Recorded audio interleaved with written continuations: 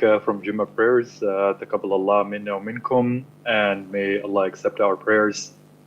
So we left off where I was about to start talking to you about how to do an ascending and a hemi-arch. Again, if you know how to do a mini AVR, the aorta's right there, and it can be safely done if we just follow some fundamentals. So we've already talked about this. So we left off at the setup. So the setup is everything over here. Choosing the right intercostal space, having a clear cannulation plan are very, very paramount. And if your setup is sloppy, the case will feel very hard. But if your setup is clean, the operation is actually quite fun. So here's a step-by-step guide. This is a case of a 53-year-old gentleman. This was actually my first case that I did of a mixed ascending hemi-arch with an AVR. And you can see, I'll go through a discussion of this case as I go along. You'll see that I made a few mistakes that I've learned from, and I hope you guys don't make the same mistakes. So this is a 53-year-old gentleman who was incidentally found to have a 5-centimeter ascending aortic aneurysm. He was completely asymptomatic. He has no family history of aortic disease. On echo, he was found to have a bicuspid aortic valve with moderate AI. So preoperative CT scan was done, which shows essentially a 5-centimeter ascending aortic aneurysm, and the rest of the vasculature was completely normal. Again, when you're doing an ascending hemi-arch, it is very important. I can't stress this enough. You need to make sure that the aorta is facing you, and the aorta has to be on the right side of the midline. The other thing, if you're doing an AVR with an ascending hemi-arch, then you have to mark the root. It doesn't matter as much if you're not doing an AVR, but if you are doing an AVR, it's better to be closer to the root rather than to the arch, because once you circumrest, it's easy to dissect the arch towards you, but it's a lot difficult to dissect the aorta towards you if you're quite far from it. So if you have the choice, if you're doing an AVR and an ascending hemi-arch, it's better to be closer to the root rather than the arch. Same incision, second intercostal space. We did not get the mammary. We put a CO2 line and a soft tissue retractor and a rib spreader. We cannulated femorally. We've already gone through it. We don't need to spend time on that. Again, we gave a heparin and we went on pump. The reason is it's a lot easier to open the pericardium and the pericardial fat. Once everything is flaccid, the pericardium is opened on top of the aorta. And then the standard pericardial stays are done, and they're tacked onto the skin on the left side. And on the right side, they're brought out through the center of the chest through a suture passer. With each stitch, the aorta comes closer and closer to the level of the incision.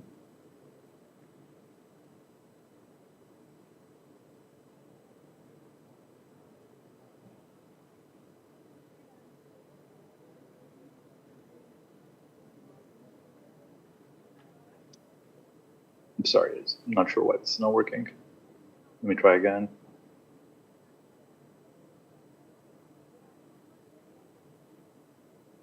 All right, so once we went to a core body temperature of around 28 degrees Celsius, the heart fibrillated and we cross-clamped. We removed the right atrial appendage out of the way because whenever you're doing root work, if the appendage is on the way, this exteriorizes. Very simple maneuver. We've obviously transected the aorta completely, so we don't need to put as many stay stitches on the aorta. So I use 2 to 3 on the aorta, and the rest are on the top of the commissures. We removed the aortic valve over here. The valve had some calcium, so we couldn't do a valve sparing or something like that. But yeah, so usually if there's any calcium, we prefer to just replace it. We sized it to a 27 mechanical aortic valve over here. The guy was like 6'4". He's quite tall. So here is the fun bit. Yeah, so here we're at temperature right now. Just before removing the cross clamp, we dissected the arch a little bit more. We identified where the innominate artery was and how far we needed to go. Do some more dissection and then remove the aneurysmal segment as you would with a sternotomy. So,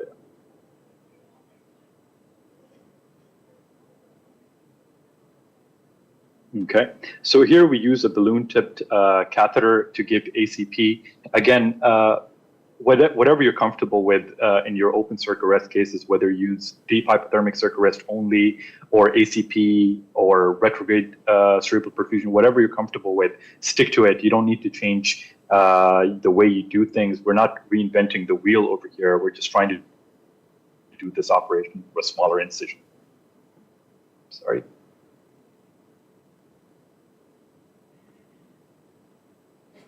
All right. All right, so then we started sewing, standard 4.0 RB. That's what I use normally for my aortic grafts. Here, normally when I'm doing open cases, I just sew in one layer. But since it was my first case, I didn't think much about it. I just wanted to get on with it as soon as possible. But in my subsequent cases, I've always done the back wall in 2 layers, because if it bleeds in the back wall, in a case like this, it can become quite tricky. Fortunately, over here, once we restarted the pump, it was quite hemostatic. But in subsequent cases, we've always run the back wall in 2 layers, or use pledges on the inside, whatever you're comfortable with. We transected the graft to the appropriate length, and then we got on with our AVR. Pretty standard stuff over here, using a sutured valve. I've never used a sutureless valve in an aortic case. Usually you have to leave more aorta on a Percival because the stents are quite high. You want to usually replace as much of the aorta as possible when you have an aneurysmal segment.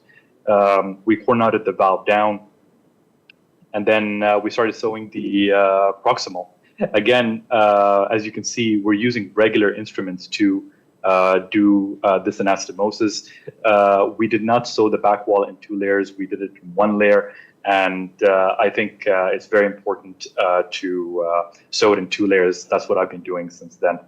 Another thing I wanted to point out was usually in my open circuit arrest cases that I've done, I usually go to a core body temperature of around 28, unless it's a dissection. In dissection, you usually go up to 24, go down to 24. But if it's an elective case and you're doing open, I usually go to 28. But in these cases, it's preferable maybe to go a little colder, because it probably gives you a little bit more time to do the distal anastomosis in a safe manner. You want to make sure that this anastomosis is very hemostatic.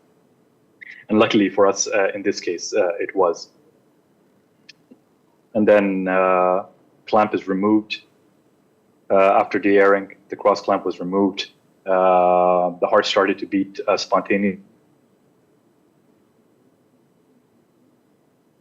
Noticed that we had already put the and once we gave protamine, it was quite hemostatic. Obviously, we put some topical hemostatic agents so that I can sleep a little bit better at night, but it looked quite well in the end. So I'd like to thank everyone in the audience for inviting me. I think it's a great privilege for me. I hope to get to know all of you a little bit more, and hopefully we can collaborate in the future. Thank you so much.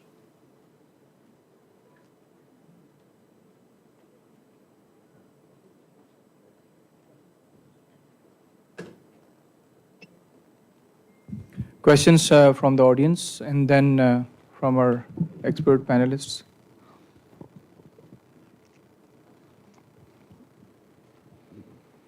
Thank you.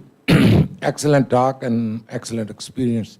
Have you guys tried Thank you. the full bent off? And if you get into, I'm sure that you have done. If you get into bleeding for the left button or the distal graft posterior side, how do you deal with it? Yes. You cannot deal with it. You have to cross clamp and redo it. There's no way to deal with it. Especially the left button, you can try to maneuver it as much as possible. But your first time when you sew it, so what we normally do is for bent holes, we transect the rib always, the third rib, and that gives you a little bit more space. And then once you're doing your left button, and when you tie it down, you have to look from the inside to make sure that there are no gaps. And if there are gaps, you have to tie them off. Then I do the distal, the graft to graft, and then I do the right after. Mm-hmm. So that's the way I do it. But I don't think it's possible to deal with the back wall through an incision that small. How you guys You can- resect the rib? We use an oscillating saw. No. Where do you resect it? We resect the third rib. So if we're going in the second intercostal space, we do it at the costochondral junction. And we have to make sure that the mammary above and below the third intercostal space, the third rib, is transected. What kind of issues you guys have when you are cutting the cartilage or the sternum? We normally use a plate to bring it together, and it's quite sturdy. I assume that if you use a wire, it can have you can have some deformity. But we've been using plates. It's a T-shaped plate. It's made by KLS Martin, and that's something that keeps the rib and the sternum. So it's basically a V shape. So the V is on the sternum, and the lengthwise on the rib. It's quite sturdy. Okay. Just not to try and preach you, actually, my kids are of your age, so I'm way, way old. Probably, I don't know if you can see me. But I will suggest you, it's called Chaudhry's wedge, okay? From now on, take a sliver on the rib from the sternum. So you are making a V into the sternum. And close that back with just with the Vicryl. No wire, nothing else. Because cartilage doesn't heal. I've been doing this for past 26 years.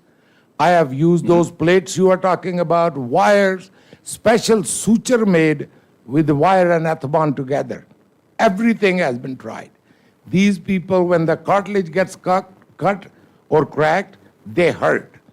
Number two, that V into the sternum, don't go too deep. You just need a sliver of bone on the rib. And in 2 days, it will heal. 2 days after that, you go back, the bone to bone is healed. You don't even need Vicryl. Vicryl, you're just putting it in there so it doesn't go posterior or anterior. Thank you. That's excellent, a great idea. Excellent that's a great idea. No, I really appreciate it. And I'd love to come and visit you. Anytime. And, check this out, because right now, I can't really imagine it, but I think it's a great idea. I'd love to check it out. I'll get your number and I'll draw it and send it to you. Please do. I'd really appreciate it, sir. Thank you. Thank you much. Assalamu alaikum, Dr. Zaib. Thanks. My name is Dr. Fareed. So first of all, I must appreciate excellent videos, amazing videos. Thank you. I must mention one of my very first and very great surgeon and one of my first mentor, Professor Dr. Shahid Sami, that good surgeons, surgery, they make their surgery look so simple that their first year residents start thinking about that they can operate their next case. Indeed. So I must say that if surgery is done meticulously, it looks very simple. Second, I must appreciate your mentors as well. I have the opportunity to be there in Dubeki Heart and Vascular and work with Ram Chandani and Michael Reardon. Gerald Rory. Laurie, absolutely. Laurie, and Michael Reardon. Yes. So my question is that have you ever approached the mitral valve through the same incision? No, we have not. Tried? We do total endoscopic mitral right now. We were doing mini thoracotomy mitrals with rib spreading, but we've moved on to completely camera assisted. So I've never had the opportunity to do it with this, but I guess I've seen some videos on CTSNet from some team from Ukraine who have transected the rib at the third intercostal space. And then I believe they went transseptal. I might be wrong. But yes, that's an opportunity. They go either through the rooftop or through this right superior pulmonary vein. So because that both places can be exposed from the same incision. So a couple of surgeons are doing with this approach, the double valve replacements rather than the Miami approach in the third intercostal anterior axial line. So I was just asking if you ever tried. No, right now we've moved towards total endoscopic. We make a small incision in the anterior lateral, it's like around 3 centimeters, and then we put a camera port. We use a 3D 4K camera, So we use 3D glasses to do the case. That's what we've shifted to right now. Thank you. Yeah. Yeah.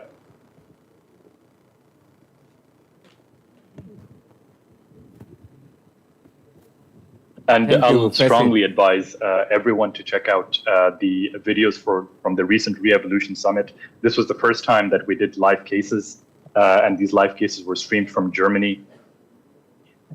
They did a endoscopic AVR, totally endoscopic AVR on day 1, and totally endoscopic mitral replacement on day 2. Very cool videos, and something that I really enjoyed being on the panel. Thank you for your fascinating talk. I enjoyed. Thank you. How many drains do you put? And what is your timing of putting the pericardial drain if you use one? I use two pericardial, one pericardial drain that I put under the aorta in the transverse sinus, and then one I put in the left pleura. But I've always used flexible drains. And one of the things somebody mentioned about pain with chest tubes, that is absolutely true. What we started doing, it was actually one of the anesthesiologists who gave us this idea, was using the lidocaine jelly that we use for Foley catheters and rub it on the chest tube. And yeah, we started noticing that some of the patients have less pain. They have less narcotic requirements. And getting this lidocaine jelly from a Foley catheter set is like very easy. It's sterile. And yeah, it can be used. It's quite cheap as well, I'm assuming. So try that and let me know if you think that their pain is a little bit better or not. Thank you.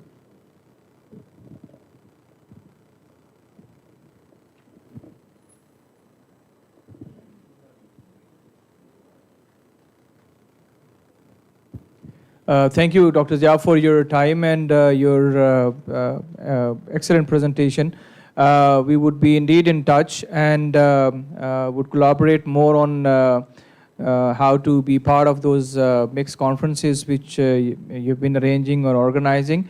And because yes, we have a pretty much competent close group of mixed surgeons here in Pakistan, and hopefully we can coordinate and collaborate some sort of program in the future for our mixed surgeons and the younger surgeons in Pakistan. Thank you for your time. Absolutely. And we move on to the next talk now. Thank you so much.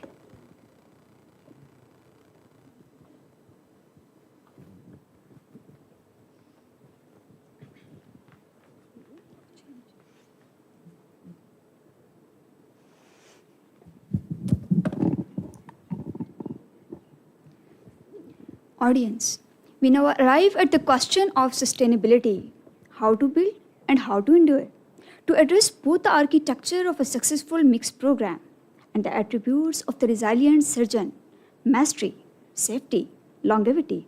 It's my distinct honor to invite Professor Parvez Chaudhary, a senior cardiac surgeon with over 28 years of experience, a pioneer in advanced minimally invasive heart surgery, and an honoree of PICMTIOfficial by the government of Pakistan.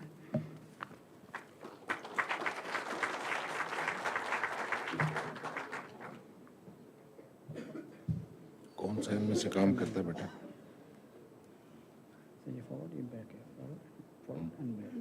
और point कौन सा है? अच्छा, मैंने बदली करते रहना है? Yes sir. ओके. Bismillahir-Rahmanir-Rahim.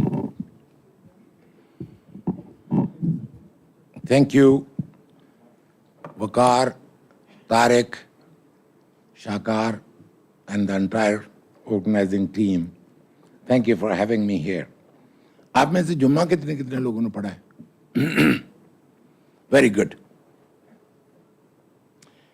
ये स्लाइडें जिस तरह पाकिस्तान में आप मोटरवे पे चल रहे हो ना, तो उन्होंने जगह जगह लिखा होता है स्पीड, इतनी स्पीड पे आप जा सकते हैं. वो सिर्फ एक आपको सजेशन होती है. तो स्लाइडें भी सिर्फ जागने के लिए होंगी. ठीक है. बाकी ये जिस तरह अभी आप खुतबा सुन के आए हैं ना, ये एक और खुतबा होगा. कोई नोट्स वगैरह लेने की कोई जरूरत नहीं. I didn't get a chance last night to make newer slides. I wanted to add a few things, but got delayed. So I apologize for that, but I'll make it entertaining. surgery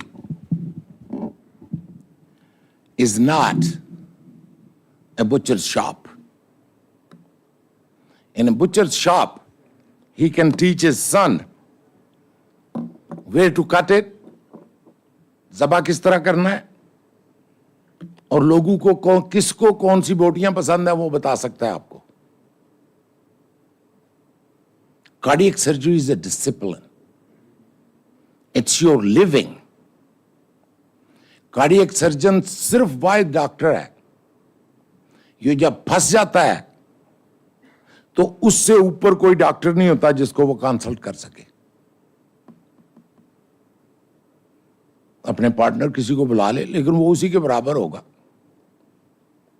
बाहर से नहीं आ सकता कोई. So it's a mind set. तो जब भी मुझे कोई पूछता है ना, ये कभी इस तरह टॉक अक्सर मैं करता हूं, तो आपकी वो डिस्क्लेमर और ये वो जो होते हैं, मैंने कहा इसमें डिस्क्लेमर एक ही है. अगर आपने हार्ट सर्जन बनना है and you want to be, कि आपने किसी को देखा ना, उसको देख के बने, फिर ख्वाहिश हुई कि मैं भी इस तरह का बनूं, या ये एक चैलेंजिंग डिफिकल्ट स्पॉट है, तो आपको, हमें तो अपनी बीवियां साथ सोने नहीं देती. रात को फोन बज रहा है, उधर दबाओ जाके उधर सोफे पे सो. तो डिस्क्लेमर ये है कि मेरी बीवी 3 बच्चे अमेरिका में है, मैं छोड़ के इधर आया हूं क्योंकि मेरी वालदा इधर है, एक बेटी भी मेरी इधर है.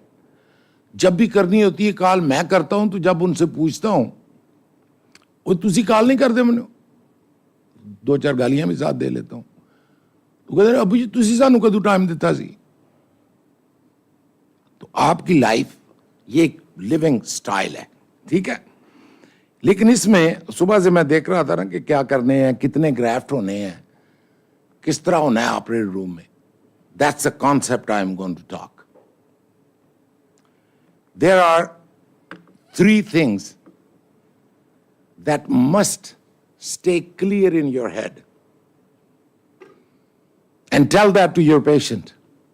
Number 1, at no point we will take risk on your life. I will not do any experiment on you.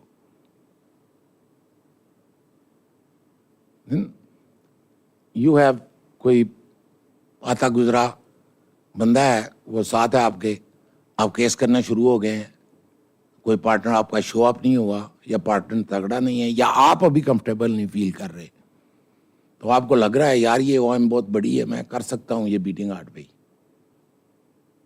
और वो उधर से फिब्रिलेट हो रहा है और आप क्विकली स्टिचेस लगाने की कोशिश कर रहे हैं. You are taking risk on his life. Open the growing, put him on the pump. Pump का पहले डर होता था जब कार्डियोलॉजिस्ट लिखते थे इसको कंपैरिजन. पंप पे हम अब इतने मास्टर हो चुके हैं. We as a surgeon put mechanical pump. LVAD is nothing but a mechanical pump. What do we do on the mechanical pump? What we use? We heparinize them and we run through the machine. Same thing is happening with LVAD. These people go home.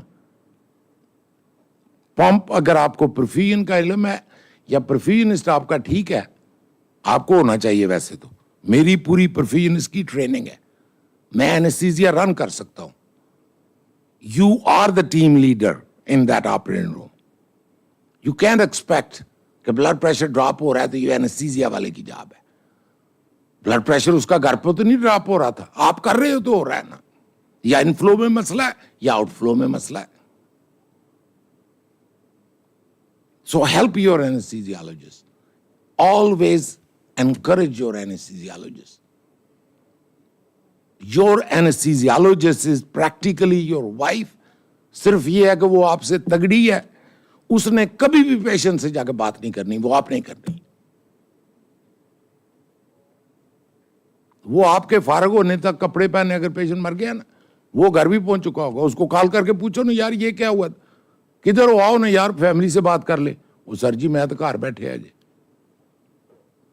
तो ये होगा. करना इसको क्यों है? It is better. अब जहां जहां पे हो रहा है ना, अब इस पे आप जा सकते हैं कि मैं जी सारे के सारे आर्टेरियोग्राफ कर सकता हूं इस पे, या मैं तो 6 भी ग्राफ कराता हूं। वो पहले दिन थे जब ये कंपेयर हुए थे, जब off pump to on pump compare हुआ था ना, तो ऑफ पंप के कम ग्राफ थी, क्योंकि बहुत सारे सर्जन की स्टडी इकट्ठी होती है ना, हर सर्जन उतने कर नहीं पाता। लेकिन आते आते अब आपको किसी भी कंपेयर कर ले, मुझे याद भी नहीं है कि मैंने पंप पे कब पेशेंट डाला था ओपन चेस्ट के साथ, लेकिन पंप को मेरे को कोई नहीं है। अभी मैं सिखाता हूं, फेलोज होते हैं, जब मुझे पता है कि मैंने उनको देने हैं टांके, उन्होंने लगाने हैं डिस्टल, तो मेरे को क्यों खा इस उम्र में कॉन्स्टिपेशन भी हो, हार्ट अटैक मेरे हो रहे हैं, हार्ट रेट मेरा 150 हुआ है कि ये क्या करना, पंप पे डालो उसको, आराम से करो, उतनी देर में होगा। It is better for the patient, क्योंकि we as a doctor are not just responsible to revascularize his vessels. We are his doctors. We are responsible of his life. Nobody mentioned in any of the complications or benefits. जो सबसे बड़ा benefit मैंने mix का देखा है ना, वो ये है, एक कैनेडियन स्टडी तो 60% कहती है, लेकिन ओपन स्टेनोटॉमी के साथ 40 to 50% लोग to some degree depression hit करता है उनको। It's such a big thing. बहुत सारे तो उसके बाद उसको वो स्टोरी बना लेते हैं, पकौड़े खरीदने जाएंगे वहां पे स्टोरी सुना रहे हैं, पकौड़े तो कदे खांदे होंगे सी, पर जदों दी हार्ट सर्जरी हुई है ना, अब हार्ट सर्जरी का पकौड़ों के साथ क्या ताल्लुक हो गया। एक जगह पे बंद हो रही थी, हमने बाईपास दे दिया, हमने तो डिजीज भी नहीं निकाली। ये ग्रैफ भी फिर डिजीज हो सकते हैं। Take care of his mind also. वो घर में बैठा हुआ, सब मेरी तो कहानी मुक गई है, तो फिर हमने उसको जिंदा रख के क्या करना था, ना ऑपरेट करते वो अच्छी जिंदगी गुजार रहा था। अब तो वो घर में बैठा हुआ है। 3 महीने किसी बंदे को मैं आपको घर बिठा देता हूं, आप में से आदि की तो ये स्पेशली जो मेरे शागिर्द हैं, इनकी तो तलाकें हो जाएंगी 3 महीने इनको घर बिठाओ तो। So we as a doctor have to stay with it. अब सेकंड इश्यू, पहले तो मैंने कहा ना कि किसी वक्त भी पेशेंट की लाइफ पे रिस्क नहीं लेना। दूसरी चीज, you are a hired gun, you are not God, you are not anything big. You made a contract with the patient that you need this, and this graph. I go over angiogram, जो भी मेरे साथ train हुए हैं उनको पता होगा जिनने काम किया। I go over angiogram with the patient. I help them understand it. कि हम करने क्या जा रहे हैं तेरे को, उसका फायदा क्या होगा। तो you have made a commitment कि भाई इसको अगर मैं ओपन चेस्ट करता, या मैं पंप पे डाल देता, या मैं अरेस्ट करता, तो इसकी मैंने ये 4 आर्टरियां करनी थी। वो 4 आपको मिक्स में करके आनी है। नहीं कर रहे तो आप उसके साथ बेईमानी कर रहे। So whatever you are hired for, do the job. ये नंबर 2। नंबर 3 है कि डू इट through the smallest and least damage to the patient's body. Trauma studies show sternotomy alone, anybody who goes through the sternotomy, ASD किया, single vessel, 3 vessel कर दी, half pump ही कर दी, sternotomy का body, human body को brain से लेके पाँव तक इतना डैमेज होता है। ये प्रोटीन्स जो रिलीज होती हैं उनके साथ सारा कुछ ये टेस्ट हो चुका है। जितना आप सड़क क्रॉस कर रहे हो तो आपको एक गाड़ी टक्कर मार दे, इतना डैमेज हम पेशेंट को खुद करते हैं। Then we have to take him out of it. So you have to be all that, strategize and plan. तो it is easier as you start doing it. जब अभी आपने सुना, मैं mitral valve 2002 से कर रहा हूं, तो अभी आपने सुना कि इसका एक्सपोजर बहुत बेहतर होता है। लेकिन उस वक्त जब किसी को कहता कि मारना पे, उधर से किधर। इसी तरह कैबेज का, once you start doing it, the positioning of the heart and suturing from the left side is much easier than the right side. Management is much better. So it used to be future. Now, if you look at it, अभी AI का तो आप कह रहे हैं, I am expecting, यहाँ पे पाकिस्तान में तो खैर अभी तक नया सेल फोन भी नहीं आया, हम इस्तेमाल शुदा खरीदते हैं, but expected is कि another 5 to 10 years, AI will come into hospitals. China is running hospital with AI. जो गेट पे सिक्योरिटी खड़ी होती है वहां से AI, वो भी AI है। पूरे का पूरा आप हॉस्पिटल में एडमिट होते हैं, इमरजेंसी से गुजरते हैं, आपका ऑपरेशन होता है, हर चीज सारा कुछ करके जब बंदा डिस्चार्ज होता है, सारे का सारा हर चीज AI मैनेज कर रही है। आईफोन जब हम इधर FSC BSc या बच्चे पढ़ रहे थे, जब ये आया था 80s में 90s में, तो किसी की हिम्मत नहीं थी खरीद लेता। आज वो बनते बनते सस्ता हो गया। जब स्टडीज ये शो करेंगी कि AIs are making less mistakes, less mortality, less iatrogenic mortality, then why wouldn't people hire that? हमको खूबसूरत थोड़े हैं, फिर हम कोई और कारोबार करेंगे। ठीक है, ये ऐसे ही मैंने इंफॉर्मेशन के लिए लगा दिया है कि अभी तक आप कुछ नहीं कर सकते ना, तो LIMA to LAD, any surgeon who has graduated and can do heart surgery, he can do lima to LAD today.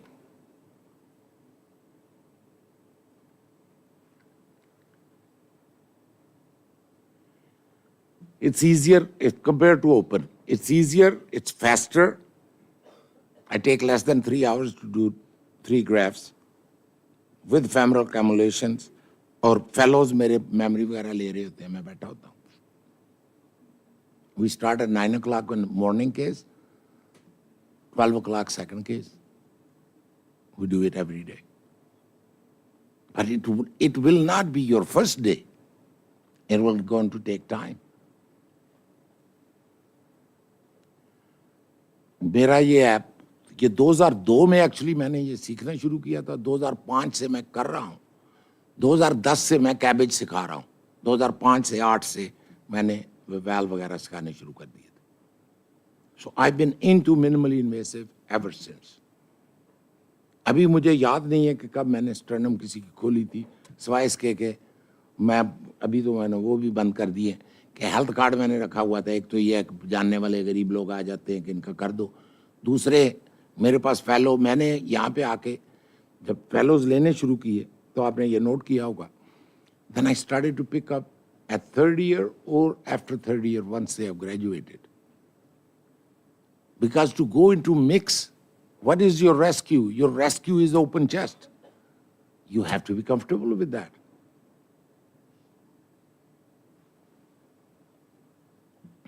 Marketing tool भी है, इसको तरीके से इस्तेमाल किया जाए तो, क्योंकि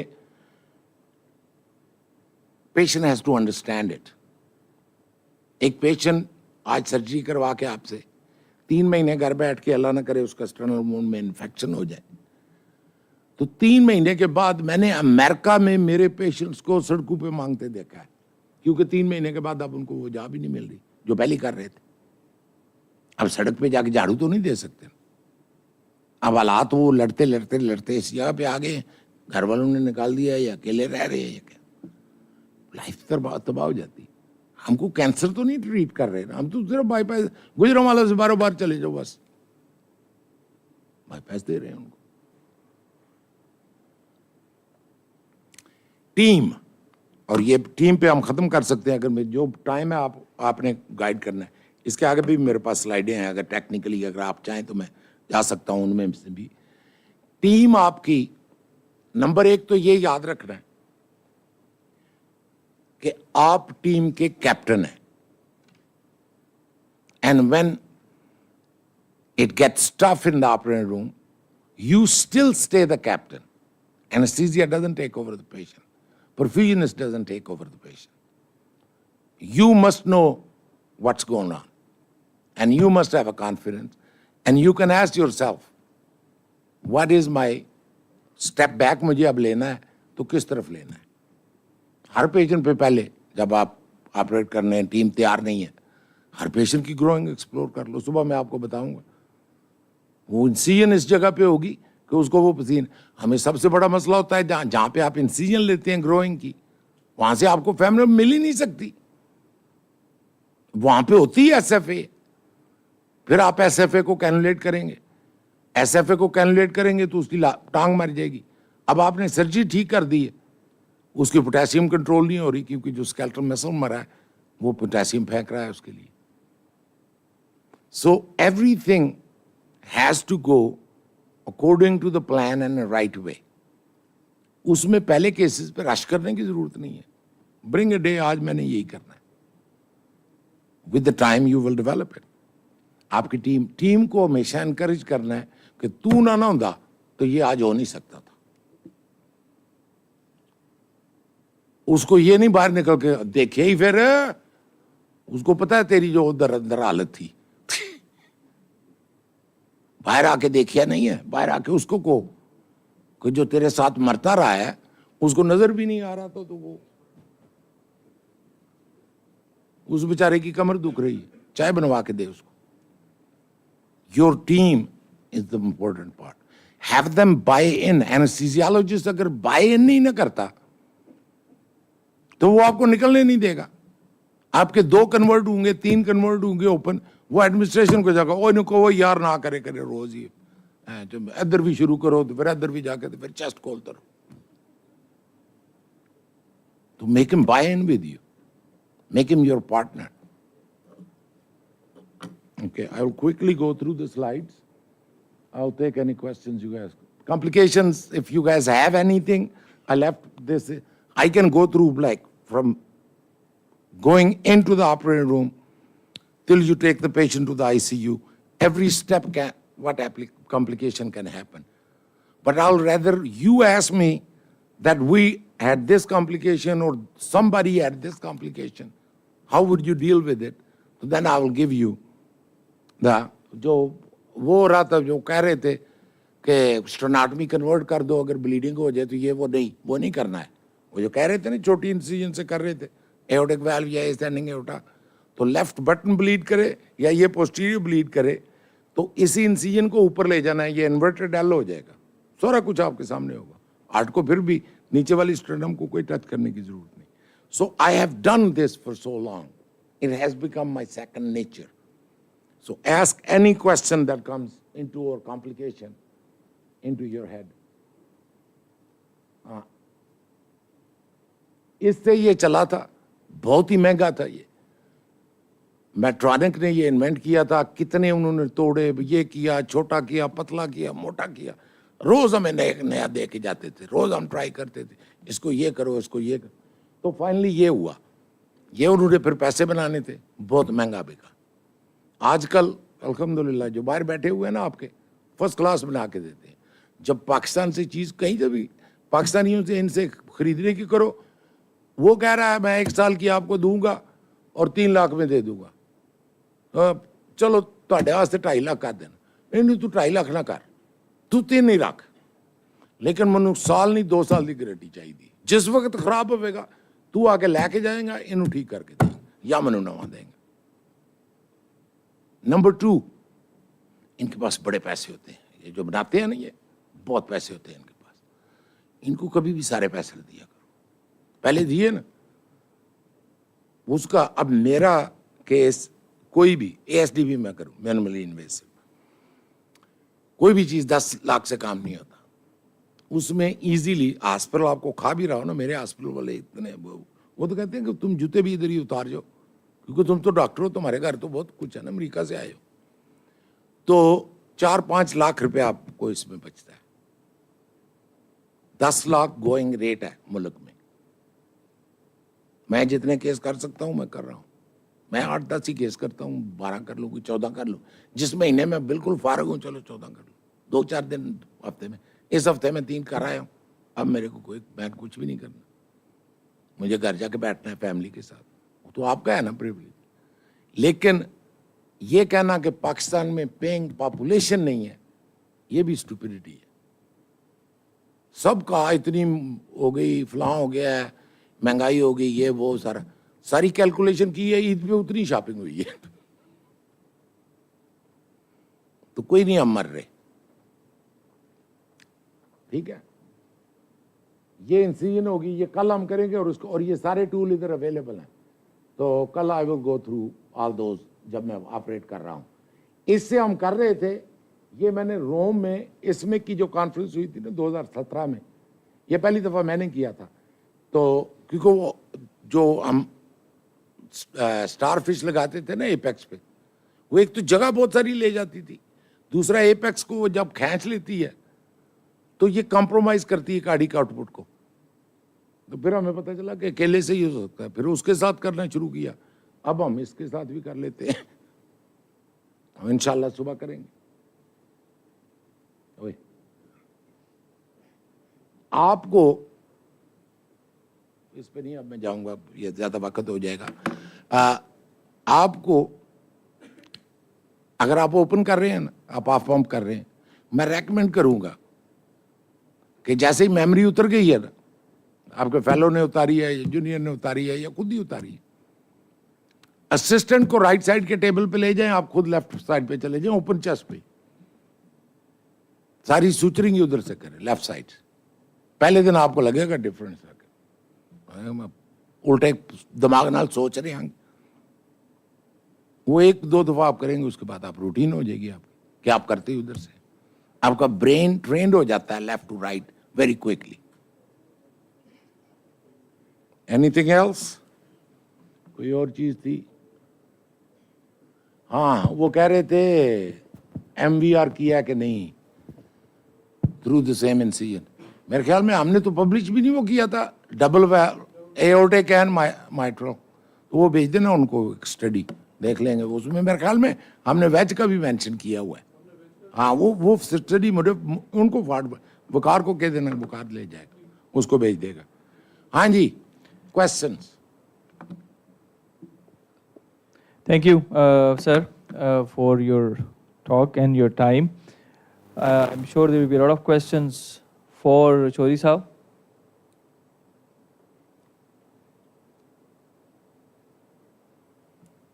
सारे हाफिज हो गए हो And more, एडा चंगा खुतबा सी।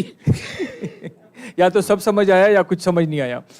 But I think we जो कुछ probably, मैंने कहा है, yeah, वो ये जो कुछ मैंने कहा है इंशाल्लाह सुबह सवेरे हम करेंगे। exactly. So तो most of this, अगर मुश्किल होगा आपके लिए 8 बजे कॉन्फ्रेंस से आके उठना, रात को पार्टी भी होगी, सुबह मैं ग्रोइंग भी एक्सप्लोर करूंगा और ये भी, और सारे का सारा सेटअप किस तरह, I will talk through it. so most of these questions will be answered tomorrow anyway, and these are practical steps towards operating then. Thank you so much.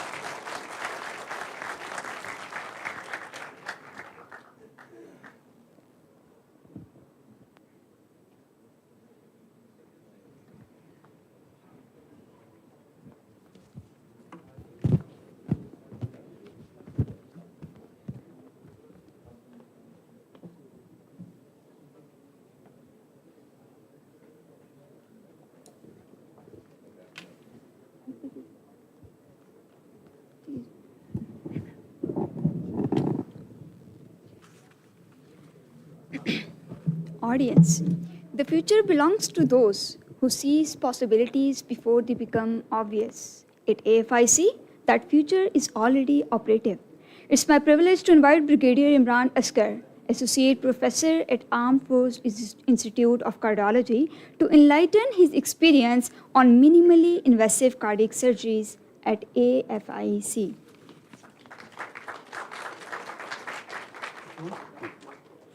Thank you very much. अस्सलाम वालेकुम।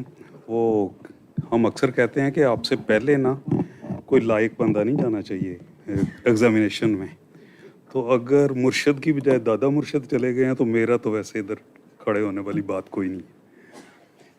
बहरहाल जी, एक मैं swiftly इसके through pass करूंगा ताकि आपका time ना ले। Next slide please. इधर से मैं कर लेता हूँ। मैं 2010 में I went to Queen Elizabeth hospital.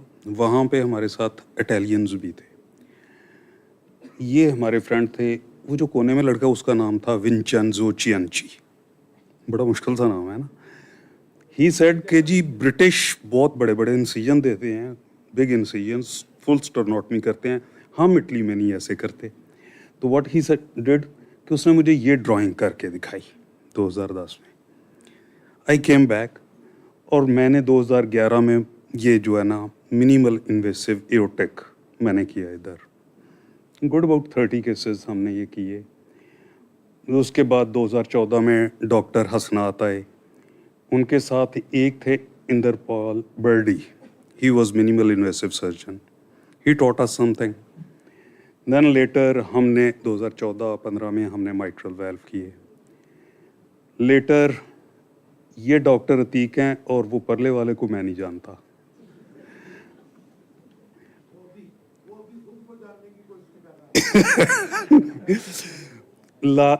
Lastly doctor Hashmi आए और इन्होंने हमें कैबेज वगैरह के बारे में बताया। ये mini AVR second intercostal space थे, लीमा हार्वेस्टिंग है, ये कैबेज हमने किया 2017। अभी the problem comes here that patient needs small incision like PCI and patient wants good results like cabbage. Now we have to make a trade-off. हमने कुछ उसको ऐसा दरमियान में देना है, तो कैसे दें? We need to convince the patient that we can help you.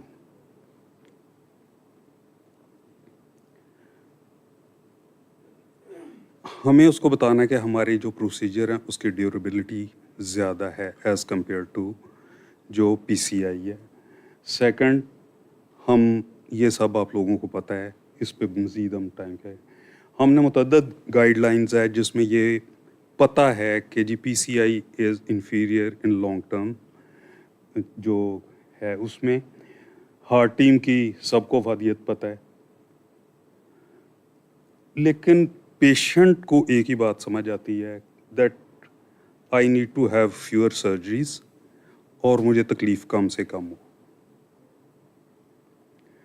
एक चीज़ होती है टोमोफोबिया, ये सर्जरी की एक बेसिक चीज़ है। Even if anybody, this is truth कि जी अगर हमें सर्जरी करनी पड़ेगी तो we are afraid of that.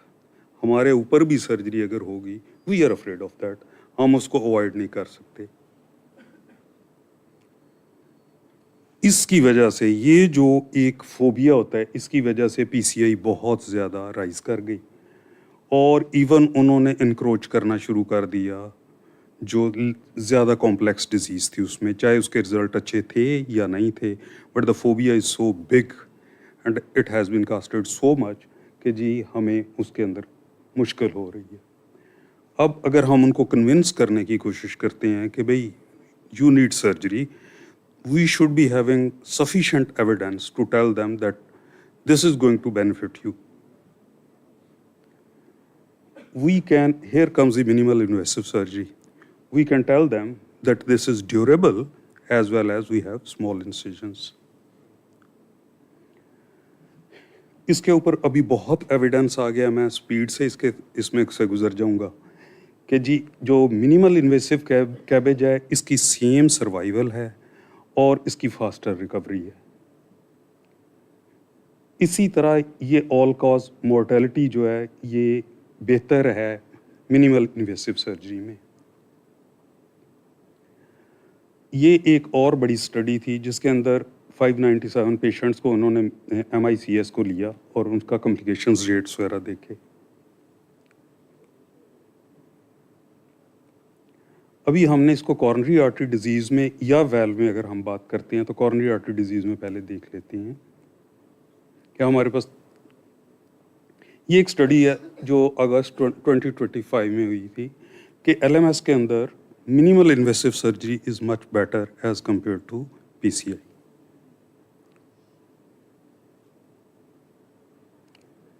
ये इसका आउटकम है और इसमें क्लियरली इंडिकेटेड है कि minimal invasive surgery is better.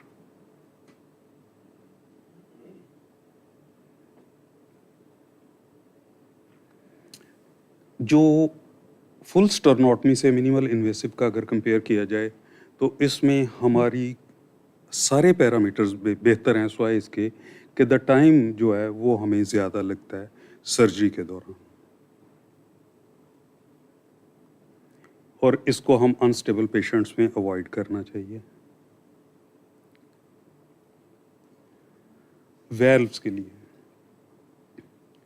यहाँ पे एक बहुत बड़ा जो हम अपना पॉइंट बना सकते हैं, that is the PCI can not help with mechanical valves, और मैकेनिकल वेल्व्स की इटसेल्फ इंडिपेंडेंट एक एडवांटेज है over tissue valves for survival, especially in young patients, and I am going to share with you the studies.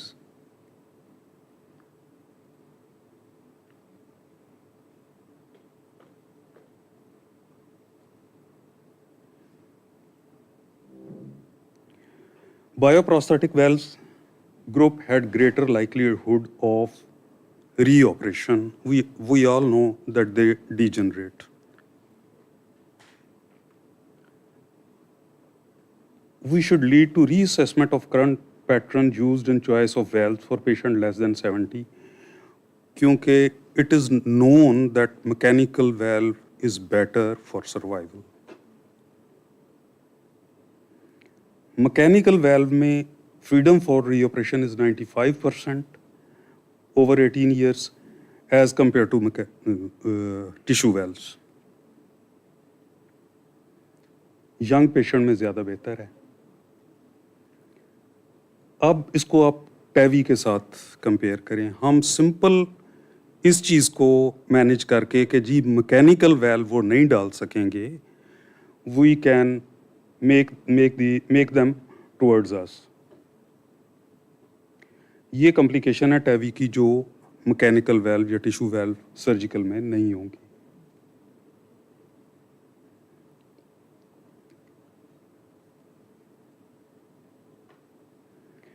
Seventy 70% of patients with TIVR, अब ये देखें 2 to 4 fold increase in 1 year mortality इसमें है। Conduction disturbances, valve in valve intervention, आज discussion हुई थी इसके बारे में कि ये वेल्व इन वेल्व इंटरवेंशन हो रही है, but they say it should not be considered specially in young patients. 15 years की एक स्टडीज है, AVR is better with mechanical valve. Again same studies.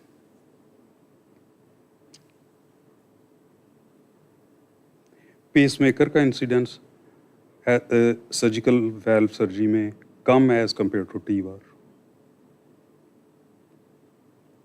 Risk of reoperation is 6 to 7 times higher with tissue valves. There are many studies, and there is absolutely no doubt that if we are going to convince the patient that we are going to place the mechanical valve, it's much better as compared to tissue valve, which TAVI cannot offer. Patients are going to come to us.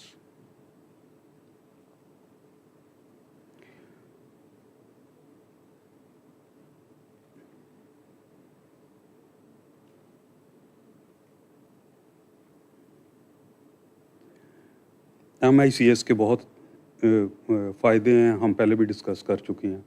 सवाल ये है कि हम इसमें मार क्यों खाई जा रहे हैं। सर ने बड़ी अच्छी तरह इसको डिस्कस कर लिया, मेरा ख्याल है हमारे पास वो कुछ नहीं है। हमारा जो पेशेंट है, इवन आफ्टर दैट हमारे पास क्यों नहीं आ रहा, we are trying our level best. हम डिस्कशन भी करते हैं, बताते भी हैं, पेशेंट नहीं आता, पेशेंट अभी तक कन्विंस्ड नहीं है। असल में हम मार्केट को नहीं समझ रहे। मार्केट जो है ना, वो इन चीज़ों के ऊपर है। मार्केट कहती है कि जी आपका कस्टमर यूर कंपनी, और आपके साथ कंपटीटर्स कौन है? आपका कंपटीटर्स कार्डियोलॉजिस्ट है। और अभी कार्डियोलॉजिस्ट जब वो कहता है कि ये आपको खरबूजे की तरह काट देंगे और ये देखो बड़े बड़े incisions, you need to show them कि नहीं ये झूठ बोल रहे हैं, ये देखो छोटे इंसिजन्स भी हैं, हमारे पास इतने बड़े इंसिजन नहीं है, हम छोटे इंसिजन से कर रहे हैं, और इसका फ़ायदा भी ये है कि आपको दोबारा ऑपरेशन नहीं करवाना पड़ेगा और पैसे भी कम लगेंगे। We need to convince them, हमने बेचना है अपने आप को। मार्केट नहीं बख्शती, उसने अमेरिका को नहीं बख्शा, हमें भी नहीं बख्शेगी।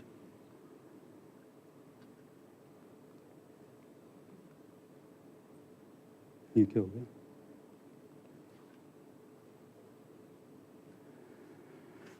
मार्केट ने नहीं, अगर हमने ये इस चीज़ पे फैसला कर लिया नहीं हम बड़े इंसिजन्स पे ही जाएंगे और नहीं ये सबसे अच्छा है, मैंने कहा ना, एक छोटे से टीमू ने पूरी अमेरिका को आगे लगा लिया था क्योंकि उसने मिडल मैन निकाल दिया था। मार्केट ने नहीं बख्शा अमेरिका को। उसी चीज़ को हमने इस पे रेप्लिकेट कर लें कि हमने कार्डियोलॉजिस्ट को कैसे डाउन प्ले करना है, ये हमने सोचना होगा, हमें स्ट्रेटजीज की बनानी होगी। हमने मिडल ग्राउंड दिखानी है पेशेंट को कि जी MICS एक चीज़ है, इसके ऊपर कंसंट्रेट करें। Thank you very much sir.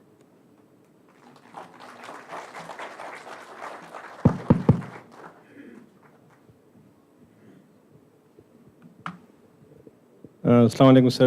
Thank you for the excellent lecture. I have a question. You showed the data regarding the longer duration of surgery and longer pump time, clamp time in many of the mixed procedure. I personally struggle with this debate also, that in terms of having a smaller incision but having a longer pump time, and this is consistent in many studies. So how do you justify this yourself and for the patient? Is it okay to have a longer clamp and pump time and having a smaller incision? Because I think the other way around would be a safer option. Thank you. देखें, मैंने आपको पहले कहा ना कि you need to evolve keeping in view the market prospects. हमें इस चीज़ का एहसास है कि हम छोटे इंसिजन से जाएंगे, we are going to struggle. There is no doubt about it. You are playing inside the pipe, and your hands are tied up with long instruments. There is no doubt about it. कोई study ऐसी नहीं है जो reverse कह रही है, let's accept it कि this is fact, कि हाँ ये फैक्ट है, और ये वो फैक्ट है जो शायद हमें ज़्यादा इफेक्ट कर रहा है as compare to patient. Patient को वो इतना इफेक्ट नहीं कर रहा है, हमें शायद ज़्यादा इफेक्ट कर रहा है। और जितनी अभी सेफ्टी इसके अंदर बाईपास मशीन के अंदर आ गई है, अगर आपका टाइम 3 घंटे से 4 घंटे चला जाता है, probably that is not going to effect too much, मेरा ख्याल है। Just a comment on that. If a resident or a fellow starts doing open heart, he would be taking on an average of probably 6, 7, 8, 9 hours. And that same guy over the years takes about 3 to 4 hours doing exactly the same procedure. बिल्कुल ऐसे ही जिस तरह भी sir कह रहे हैं कि वो 3 घंटे में ऑपरेशन कर लेते हैं, probably I am going to take 4.5 hours in the same operation. Yeah. तो ये ठीक है, उनका एक्सपीरियंस इतना ज़्यादा वो कर सकते हैं। So there is a learning curve involved. Of course. I think it's the same learning curve which is true for all surgical procedures, not just cardiac surgery. We started off like 3 years back. I'm telling you like my own thing. Just a Lima to LED would take us like 4, 5, 6 hours. Exactly. But this was 3 years back. And now we have done like multi-vessels, 2, 3, 4 vessels even. And the time is lesser than that. So there is a learning curve. Yes, initially for all of us, I think there is going to be a longer pump run, a longer OR time and all that. But with time, if you keep doing it, it has been proven for all kind of surgeries and procedures that the time will come down because you become more comfortable with your newer techniques, newer exposures and newer things. Per se, I think if you look in the long run,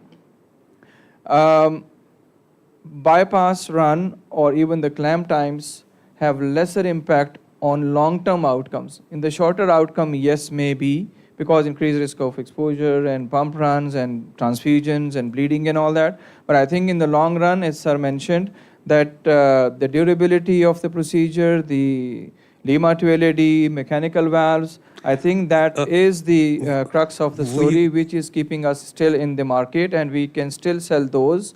And lastly, sir said, there is something wrong with our strategic planning or expression of our presenting our skill set to the patient or cardiologist. Yes, that is absolutely true, because they are fighting on their own grounds. So cardiologists will always be liking the patients to come to them for PCIs and TAVIs, and now even mitral valves are being deployed. On the other hand, we are looking for patients to come to us, but we can not sell something if we do not know what are we selling and whom we are selling to. The most important thing is that we need to know about our strong points. That, well, you cannot handle the mechanical valve, we can. So these are strong points which we need to sell. Sir, let me add one thing. To my experience, if we discuss regarding the minimally invasive surgery in valve procedures, if I differentiate between sternotomy and the minimally invasive, so to me it thinks like the cross clamp time is same, bypass time is almost the same. Exposure, making the setup in minimally invasive is longer than the sternotomy, but closure is pretty quick.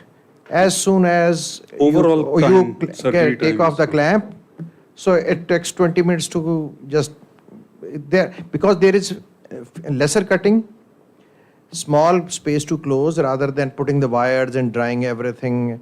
So making the setup, femoral cannulation, and then opening the chest and then pericardium probably takes longer than the sternotomy, but the closure is pretty quicker than the sternotomy closure.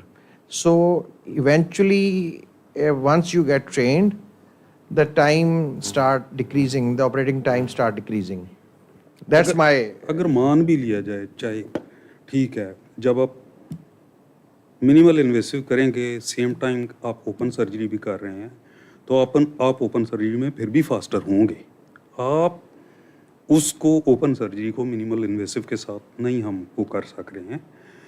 उसमें time एक study में नहीं, multiple studies में इसी तरह international भी है. एक सर्जन जो दोनों काम करता है उसका भी टाइम मिनिमल इन्वेसिव में ज़्यादा होगा. This is a different ball game. आपने ये अंडरस्टैंड, लेकिन आपने तो देखना है कि मैं मार्केट में क्या कर रहा हूँ. मार्केट मेरे टाइम को देख रही है या स्कार को देख रही है. असल में इसमें एक और चीज़ मैं ऐड करना चाहूँगा कि आपका जो जितना मिनिमल इन्वेसिव में अगर आप गैजेट्स यूज़ करें तो आप टाइम और कम कर सकते हैं. यस, ठीक है. जिस तरह से अगर आप लीमा ले रहे हैं और लीमा में अगर आप लिगाश्योर यूज़ कर लें तो आपका टाइम जो लीमा हार्वेस्टिंग का है वो 50% और कम हो जाएगा. ठीक है. इसी तरह से अगर वेल्व में कोरनट लगाते हैं तो आपके टाइम और कम हो जाएगा. लेकिन सारी चीज़ों के साथ अगर आप देखें कि पंप टाइम या सर्जिकल टाइम आपका ज़्यादा भी है, फिर भी आपका ICU स्टे कम है, आपका लेंथ ऑफ स्टे कम है. ठीक है. इससे ज़्यादा और आप क्या कंपेयर करेंगे? देखें, एक बहुत बड़ा जो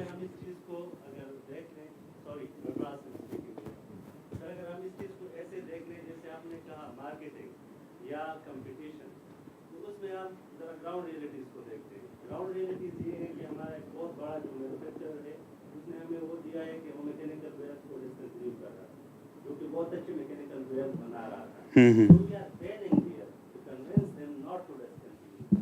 दूसरी बात, अगर आप not I don't agree with that. We are not training a program. Listen, there is a better valve available in the market than that.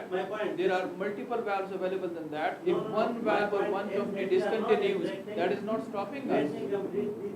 We are not interacting with the market the way our cardiologists are interacting. In this very institution, the leading cardiologist is interacting with the market and they are developing their own TAVI well. That is the level. And in our setup, we are looking at the Western world, that what they discard and what they develop and adopt. देखें, We are disconnected with the ground realities. The second thing is, so far we are there are rapid deployment wells. How many of us are using? Probably none.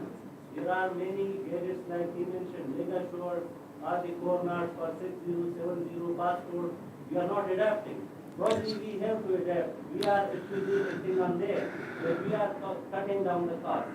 We shall go to the higher. 2016 में 12-16 में I went to Netherlands. उस वक्त सरसमी एक पूरा session इस चीज़ पे था, hands on wire. 2016, आज 2026 आ गया, 10 साल पहले सर्जन्स की मीटिंग में इस चीज़ पे एम्फसिस किया जा रहा था, hands on wire. You must have hands on wire. यही विंचेंजो जिसकी मैं बात कर रहा था हमारे साथ ट्रेनिंग पे आया था.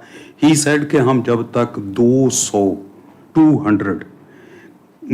वो ना कर लें एंजियोग्राफी के प्रोसीजर्स, हमारी रोटेशन नहीं कंप्लीट होती कार्डियक सर्जरी की, जो हम कार्डियोलॉजी में करते हैं.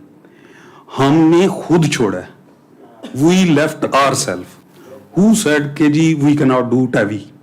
हम उधर खड़े रहे और हमने उनको वहाँ पे फेमरल एक्सपोज करके दिए, उसको इंट्रोड्यूस करके दिया, सब कुछ. उन्होंने वायर अंदर की, डिप्लॉय किया, हमने ताली बजाई और हम वापस आ गए. ये नहीं उससे कहा कि यार मुझे ज़रा सिखा दो कि मैंने भी एंजियोग्राफी. रोज़ हम IABP डालते हैं, रोज़, विदाउट रेडियोग्राफिक असिस्टेंस. तो इससे आपने थोड़ा सा ही आगे जाना है. Yes. जो आज से 20 साल पहले की बात है ना, मैं कह रहा हूँ 10 साल पहले ये पूरा सेशन था कि जिसमें सर्जन्स को ये इनकरेज किया गया था कि जी hands on wire, hands on wire, hands on wire.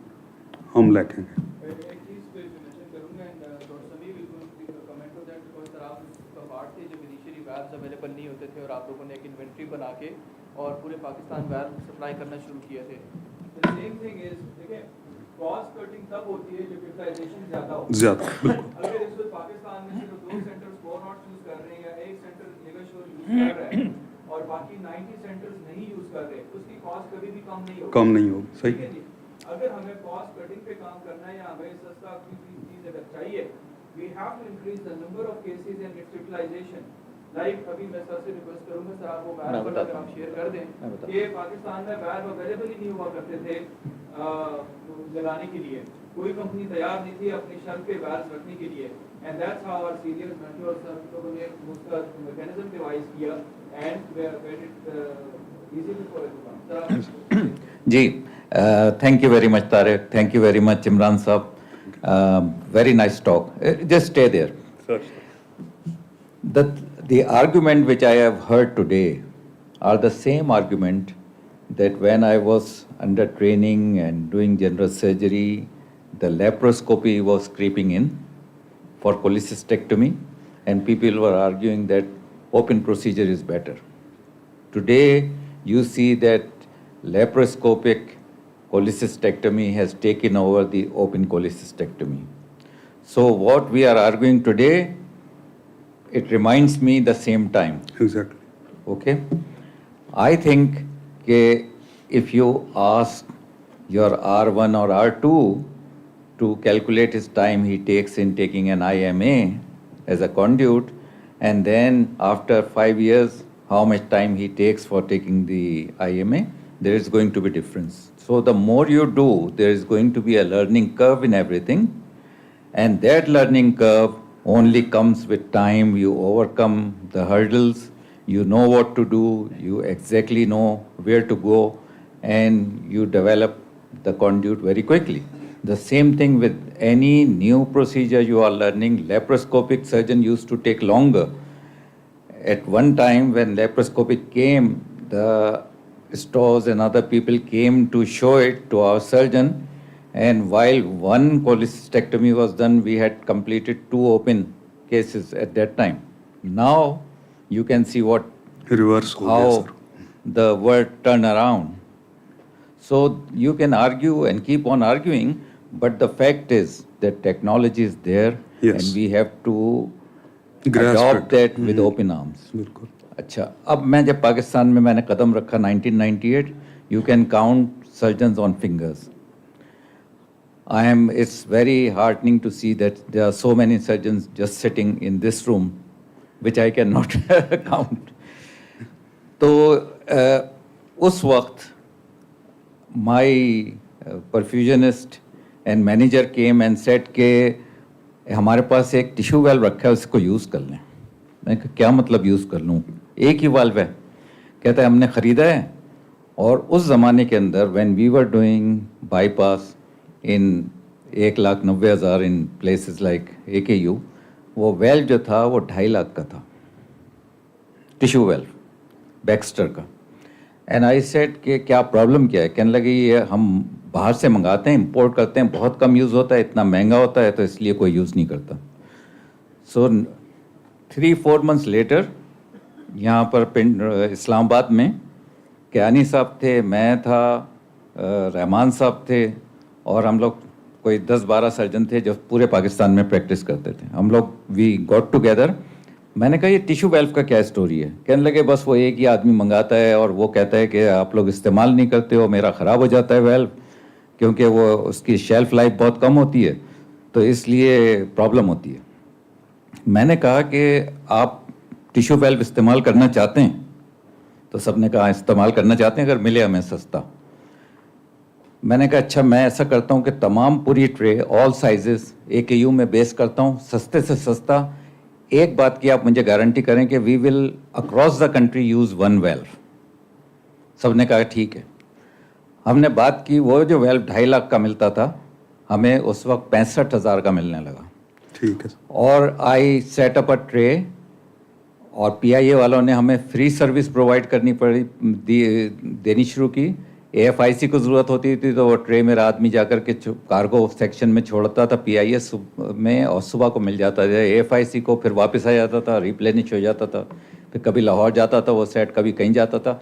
But we cut down the cost just by agreeing on one thing, तो के from 2.5 lakh to 65,000. So this is the thing of unity which we should produce among our surgeons. We should not shy away from new technologies. और अगर हम valve 10,000 आ रहे हैं और हम 2 ये लगा रहे हैं, 2 ये लगा रहे हैं, तो हम कॉस्ट कटिंग कभी नहीं कर सकेंगे। We should decide on 2 or 3। अच्छा कुछ उसूल होने चाहिए इसके। देखें उसूल मेरे जो उस वक्त ले डाउन किए थे वो ये थी कि number 1 the valve should be FDA approved. Number 2 हमें पूरा सेट देगा कंपनी वाला with the scissor and everything, और उसके बाद पे हम उस वक्त करेंगे जब यूज़ करेंगे। तो चेक आ जाता था उस कंपनी को direct from AFIC, from Lahore and everywhere. तीसरा ये था कि अगर कोई वेल्व इस्तेमाल होगा तो वो 2 हफ्ते के अंदर अंदर उसकी जगह नया वेल्व आ जाएगा। और 2 वेल्व, एक साइज़ के 2 वेल्व हर वक्त स्टॉक में मौजूद रहेंगे।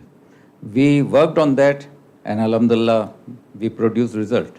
तो आप ऐसे रूल्स बना लें। बिल्कुल ऐसे हो अच्छा सकता हमने है। कहा एक्सपायरी का ये था कि 6 महीने से पहले अगर कोई एक्सपायर हो रहा हो तो वो कंपनी वाला वापस ले लेगा।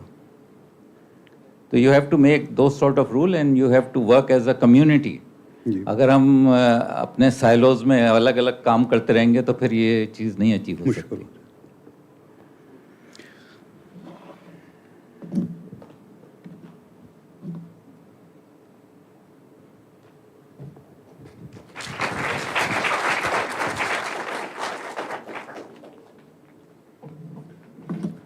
Thank you, sir. We now move to the session on evaluating the efficacy of right infra-axillary thoracotomy versus standard median sternotomy for ASD repairs. I invite Dr. Mujibur Rahman, Assistant Professor and Pediatric Cardiac Surgeon at Peshawar Institute of Cardiology, a specialist in complex congenital heart diseases in children. He has advanced training and international exposure from China, where he developed expertise in modern congenital and minimally invasive cardiac surgery techniques. Dr. Mujibur Rahman.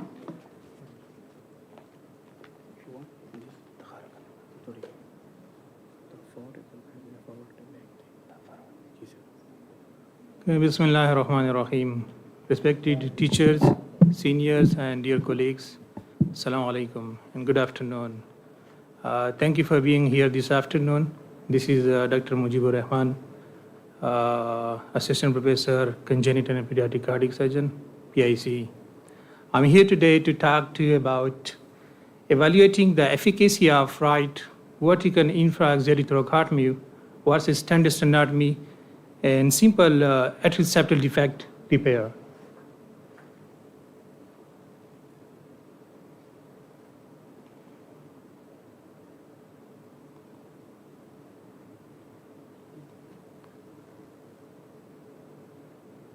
So the contents of our study is, the first is introduction, methodology, results, and discussion. First of all, I will be talking about the introduction. As you know that the atrial septal defect is the most common congenital heart defects. It occurs in 1 to 2 per 1,000 live births.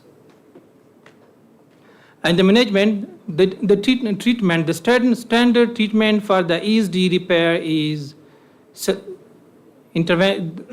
cardiological intervention, like the device closure. But in some certain circumstances, the cardiologist cannot close with device.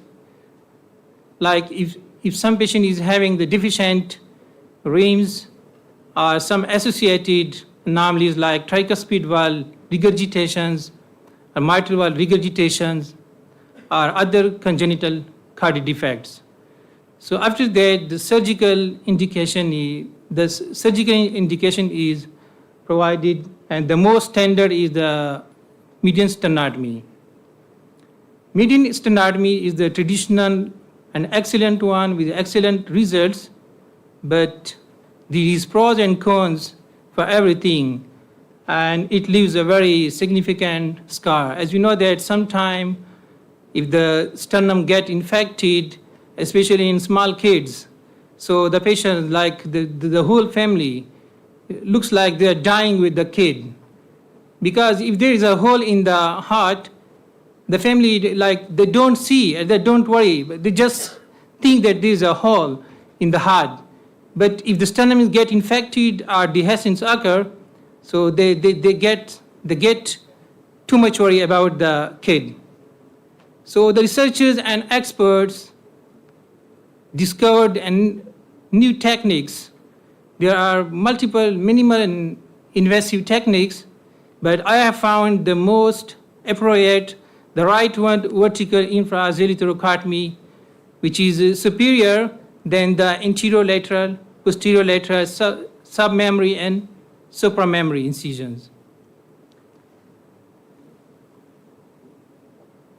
So the background is, as I have already talked about, the median sternotomy, the pros and cons.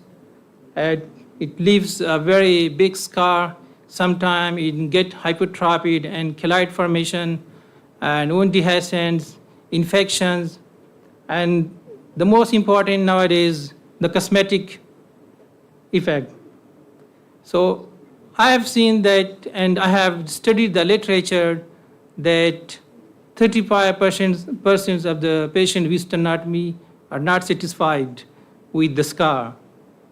So the minimally invasive thoracotomy offers the improved aesthetic and recovery advantages.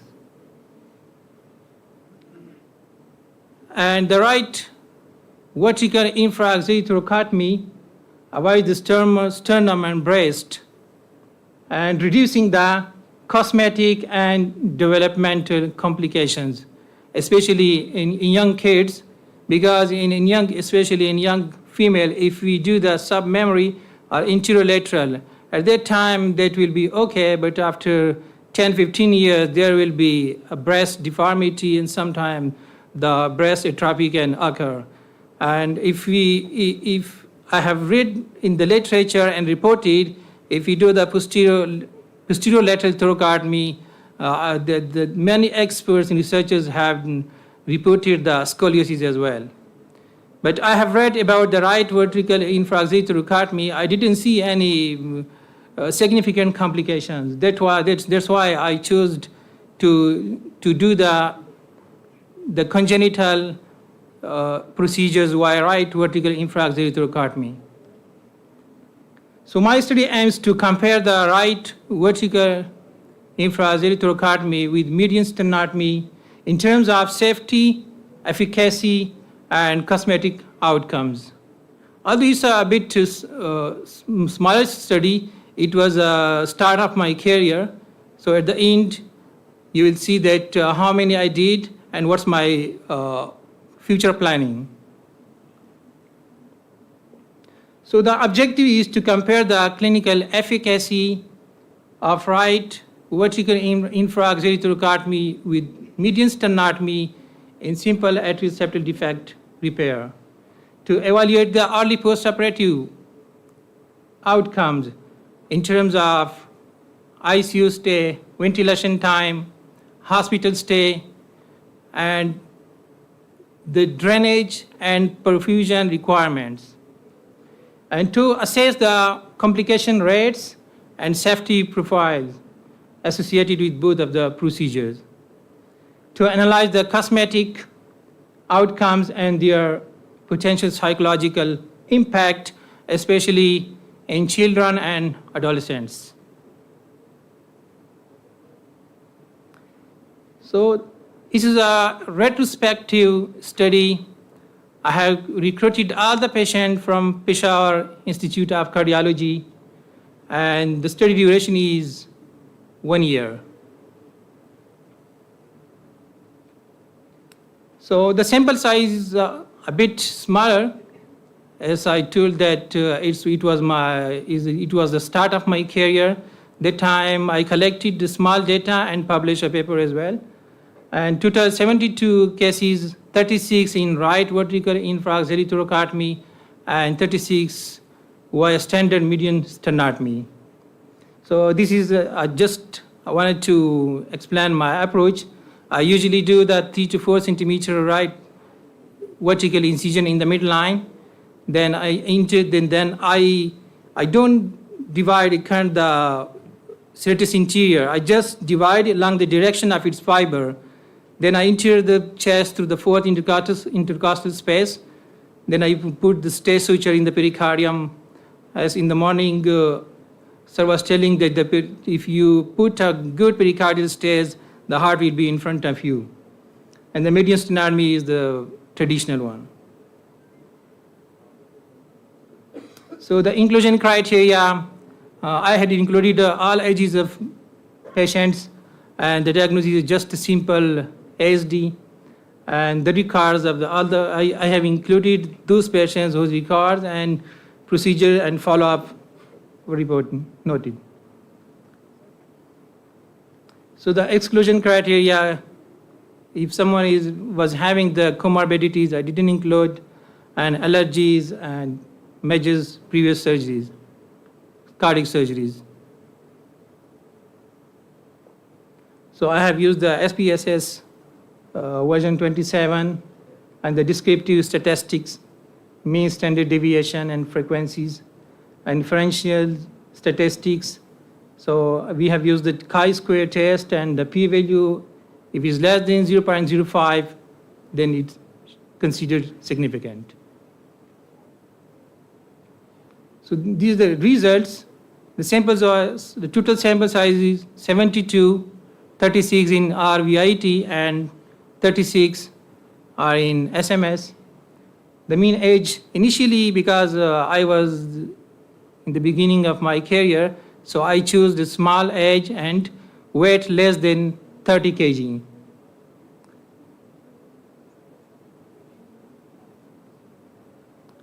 So if you see in my results, the age and weight, those are very significant.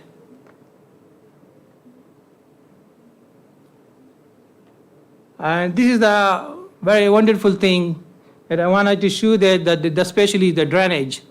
The drainage, if we do the sternotomy, in sternotomy, I have found that the culprit is the sternum. If we cut the sternum and close the sternum, after that we don't know anything there. The drain is coming, so we are saying that the patient is coagulopathic and blah, blah, blah. But I have found that the main thing is the sternum. Even if you close the sternum, still there will be bleeding. Because I didn't see any reopening, any major transfusion in the right vertical infraaxillary thoracotomy. So We didn't do a lot of transfusion in the RVIT group, and the drainage was less than the SMS group. So the discussion, as I've told, that there is no significant difference in perioperative outcomes, but significant difference is in post-op drainage and transfusion requirements. The RVT is equally safe and effective compared to SMS. RVT offers better cosmetic results, important for patient satisfactions, and I would prefer that this is ideal for pediatric children and adolescent patients. So this is a retrospective study design. It's a very small sample size, and multi-center studies are required to do on this right vertical infracellular thoracotomy. As I have already discussed with Brigadier Intisar Saab, he has done some cases last year. I have been there, and he has started to compare the studies of the two centers. He has collected the data for about 40 patients, I think. And the cosmetic outcomes not quantified yet.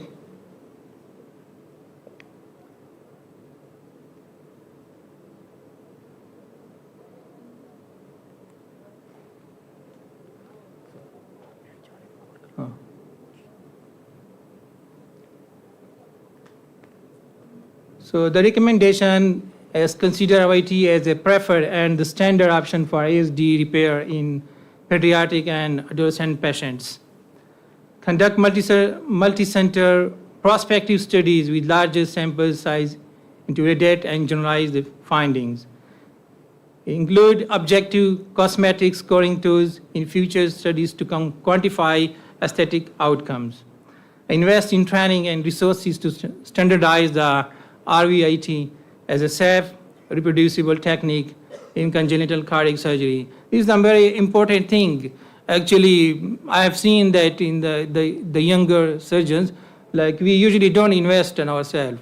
There are no thing of investing. So first invest in yourself.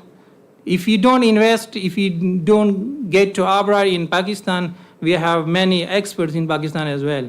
So if you want to get there and learn from the seniors, if you want to get to abroad, if you cannot get the fellowship, then you can invest in yourself as well. And the second thing, the institutions, I think I would request the institution as well that to give a courage to the youngers and invest in them.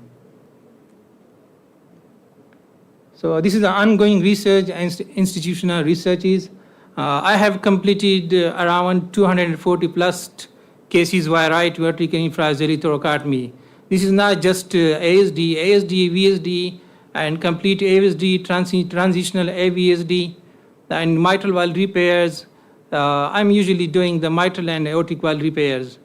So I do in the same approach. I'm always using the right vertical infracellular thoracotomy for all the congenital heart defects, excluding aortic valve. For aortic valve, sometimes I'm using the second intercostal, and nowadays I have started for the adult patients the upper mini sternotomy, but I don't go to the L or J shape. I just open after this, the second, third rib. Then I put two small pediatric retectors. So I have done this without extending through L or J shaped sternotomy. So in my research, I have done via right infracellular thoracotomy. I didn't reopen any patient. I didn't convert from thoracotomy to sternotomy. And I don't have, alhamdulillah, any mortality in those patients. And they are all doing very, very satisfactory results. And thank you very much.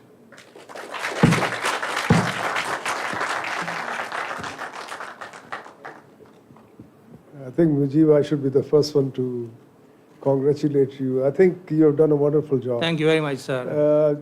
Just for the audience, Mujib worked with us initially as a trainee registrar, and then he went to FIC, got trained over there in Pete's cardiac surgery, then came at a very early stage. And we were kind of apprehensive whether, he's ready for the senior position or not. He stuck to his guns. And I offered him a senior registrar job. I said, why don't you spend a year or two under us and then we'll... He said, no, then I go to Boston. And I said, okay, we'll take a chance, we'll take you a AP. And I think you have done a wonderful job. Thank you very much, sir. Sir, it was not possible without support. But, you said that one should invest in himself, and that's the way to go. I'll tell you a better way. Invest in your seniors, and then you'll see that how quickly you progress. How quickly you're going to progress. The good thing is that then he took another young surgeon under his wings, and Imran came. He also came from AFIC. So I think, Amir, you should be very proud of your mentorship, your institution capacity to train these young surgeons. And Imran came, and then Imran worked under him. He went to China for 3 months, and then Imran was all alone. And again, we were very worried, but he had trained him good enough that he did more than 70, 80 cases, and I think there was just one mortality.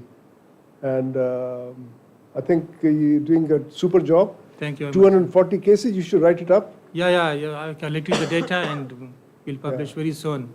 First of all, I'm going to publish the general analysis of general parameters. Then after that, we will be doing the comparison. Either you publish or you perish.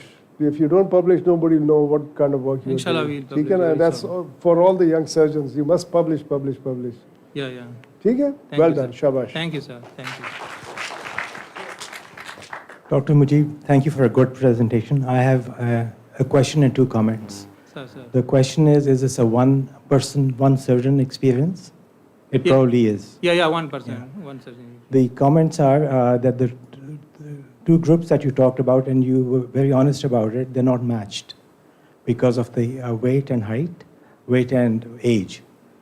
And the problem with the prospective study is it'll be unethical because you've already shown that a minimally invasive thing is better. It's very difficult to do prospective studies in surgical world. So I think you can do it if you want to, but I anticipate there's going to be problems. Because knowing that minimally invasive is better, you cannot do a sternotomy then and do a study. So like I said, it's just a comment. Yeah. But sir, I have made it a standard for myself because I usually do the mini like ASD, except the top. Those patients I'm doing by right ventricular absolute thoracotomy without any complication, and even the time is like if I'm shifting the patient for ASD, a simple VSD was sternotomy from the OR to ICU in 3 hours. So I'm shifting the patient via thoracotomy in 2.5 hours and without any complication. Well, that's the point I'm trying to make. You've already shown that it's better. So once you can show that it's better, you cannot compare 2 groups. Yeah. You cannot I do thought this that prospective studies well, that's why I'm saying it's unethical. Will be right, sir.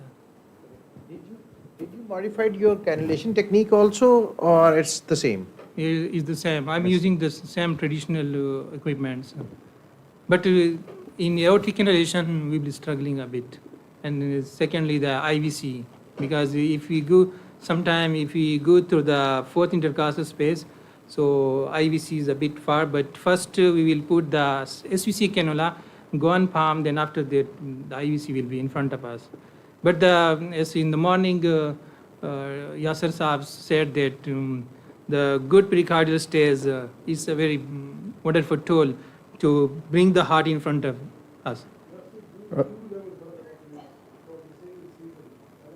Yes, sir.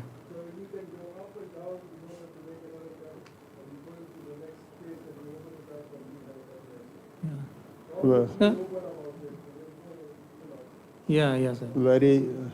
Very nice presentation, Dr. Mujib. I'm Dr. Hafiz. Thank you. I have 2 questions. Sir. One is, you have compared your results between this axillary approach and the sternotomy.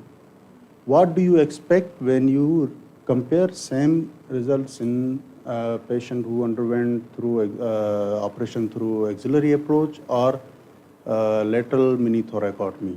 Yeah, but I didn't do with the lateral mini thoracotomy. Okay. That's why I didn't. Once I thought to compare with the literature, but I think that's unethical. Second question, which is more important. So, what do you think the distance between your eye and the operative field? Is it same? Same. There's no difference. Don't you think it is a bit far Yeah, even from... even in 68 kg patients, I'm doing central cannulation. I didn't go any femoral till now. Okay. Even for mitral repair for everyone. Okay. Thank you. Yeah, thank you, sir.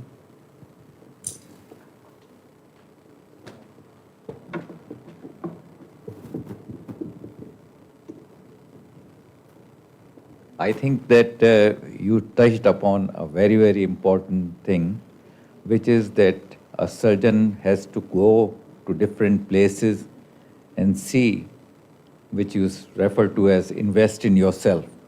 मेरा ख्याल है ये बड़ा ज़रूरी है और अब हमारे मुल्क के अंदर ही इतने सेंटर बन गए हैं और मुख्तलिफ़ किस्म का काम हो रहा है कि all young surgeons should travel and see how these things are done. Yeah. That's a very important thing. And our seniors should facilitate us. in different centers. It's not like in Peshawar. But we...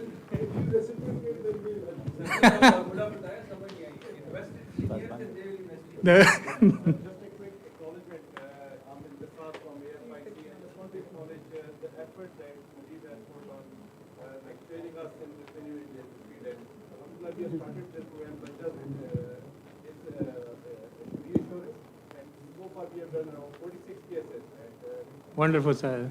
We are just keeping the weight limit as he has defined 10 to 20 kilos, so we are sticking to that weight limit. Alhamdulillah, the results are very awesome.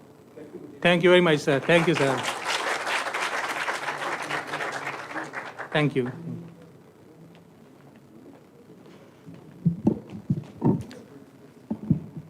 Ladies and gentlemen, it is my privilege to invite Dr. Fayaz Hashmi, an accomplished cardiac surgeon practicing at Suburban Hospital, Bethesda, Maryland.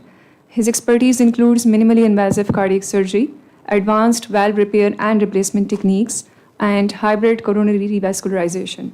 He will be joining us virtually via Zoom to share his insights on mini mitral valve repair. Dr. Fayaz Hashmi. Assalamu alaikum. Can everybody hear me? Yes, sir, we can. It was such an honor to be with you. This is a historic moment, I think, in Pakistan to have the first minimally invasive cardiac surgery meeting. It's almost a dream come true. So without further ado, I'll go and share my screens. So we have no conflict of interest, and I'm really grateful to Professor Shakar Saab and Tariq Saab for this invitation. As you know, there are so many ways to do cardiac surgery. There is, conventional sternotomy, mini sternotomy, less invasive approaches, lateral thoracotomy, right anterior mini thoracotomy, port access with thoracoscopic approach, visualization, and then robotic surgery, of course. But the principle of any surgery is that first you do no harm. Surgery has to be safe for the patient. It has to be efficient. It has to be non-inferior to the traditional approaches. It has to be just as good as through sternotomy. And then the rate of mortality and morbidity should be better, if not similar. Reduction in recovery time, of course, that's what one of our goals is, that get the patients back to work quicker. And especially in Pakistan, where majority of the patients are day earners, especially in the valvular heart disease. They are really farmers and the laborers and such. So we really want to get them back to work so they can earn their living. Then, of course, it should meet the cultural and socioeconomic needs. And in this particular aspect, I think of the young women with mitral valve disease, that sternotomy is such a stigma for them. If we could do a minimally invasive mitral valve repair or replacement, then the stigma is reduced tremendously. And cost basis, although is not the primary objective, but it's a byproduct, and it's a pretty good byproduct. And patient satisfaction, of course, because there are a lot of layers which are uncovered with the minimally invasive approach. You know, Carpentier, one of the greatest cardiac surgeons of our time, has said that it is not enough to save lives, but we should really think of what is the impact on patients' quality of life and socioeconomic impact of our surgical procedures. And then it has to be cost effective. And this is actually an editorial by Vinay Budhwar, who's incoming Society of Thoracic Surgeon president. And he was commenting on the cost effectiveness and the effectiveness of cost, assessing the cardiothoracic surgeries. And any innovation is initially, any technology initially is expensive, but you have to look at the future, that this is an investment in the future of your specialty, in the future of your practice. And so it has to be balanced. And he this is a great diagram, that if you look at on the left side, the cost, on this axis you see the quality, and somewhere these have to cross, and this is the target zone, as you can see, where the complication costs go down. Although your quality costs come down and maybe go up a little bit, your innovation cost also goes up a little bit, but this is the area where the quality is the highest and balances the cost. Now, what are the advantages of minimally invasive cardiac surgery? You all know that because you have been in this meeting since morning. The possible advantages are, because of the smaller incision, there's a decreased risk of sternal infection. There is no sternal incision, so there's no infection. It reduces the ventilator time and pulmonary complications. It reduces the transfusions. It shortens the intensive care unit stay and hospital stay. And the patients are much more satisfied because the sense of recovery, along with decreased postoperative pain, adds to that. And then enhance early sternal stability because there is no sternal incision. You don't have to worry about the sternal precautions. You can allow them to drive much earlier. Now, the non-sternotomy approach is not new. And the first people to report were Albert Starr and Lowell Edwards. And they published it in 1961 in Annals of Surgery. They had 8 patients that they did, and they had 2 deaths. So you look at that, this is a right thoracotomy, big incision, and there were 2 deaths. So the death rate was much higher because the cardiopulmonary bypass techniques, the myocardial preservation techniques were all very premature. And so 25% mortality, and I think they gave up after this. They did not pursue it. The next one was Cosgrove with right parasternal approach, and that was also actually given up because of the instability of the chest wall. They had 25 patients, and then I think they quit that approach. Larry Cohen in Boston actually started the mini sternotomy, upper or lower mini sternotomy, but then I think some people still do that, but I think that is kind of gone out of the way. Carpentier again was leading the charge. They had the first video-assisted robotic mitral valve repair in humans in 1995.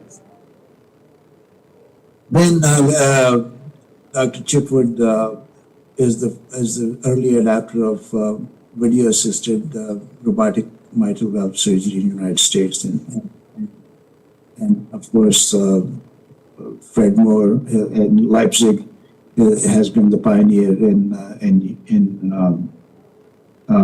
Europe and in the world actually. So the pain and quality of life after minimally invasive versus conventional surgery is this is again from Leipzig. The overall pain levels are relatively low, so you can mobilize these patients, and because you can mobilize them, the recovery is much faster. The body thorax is much stable, and so the pain levels are much lower.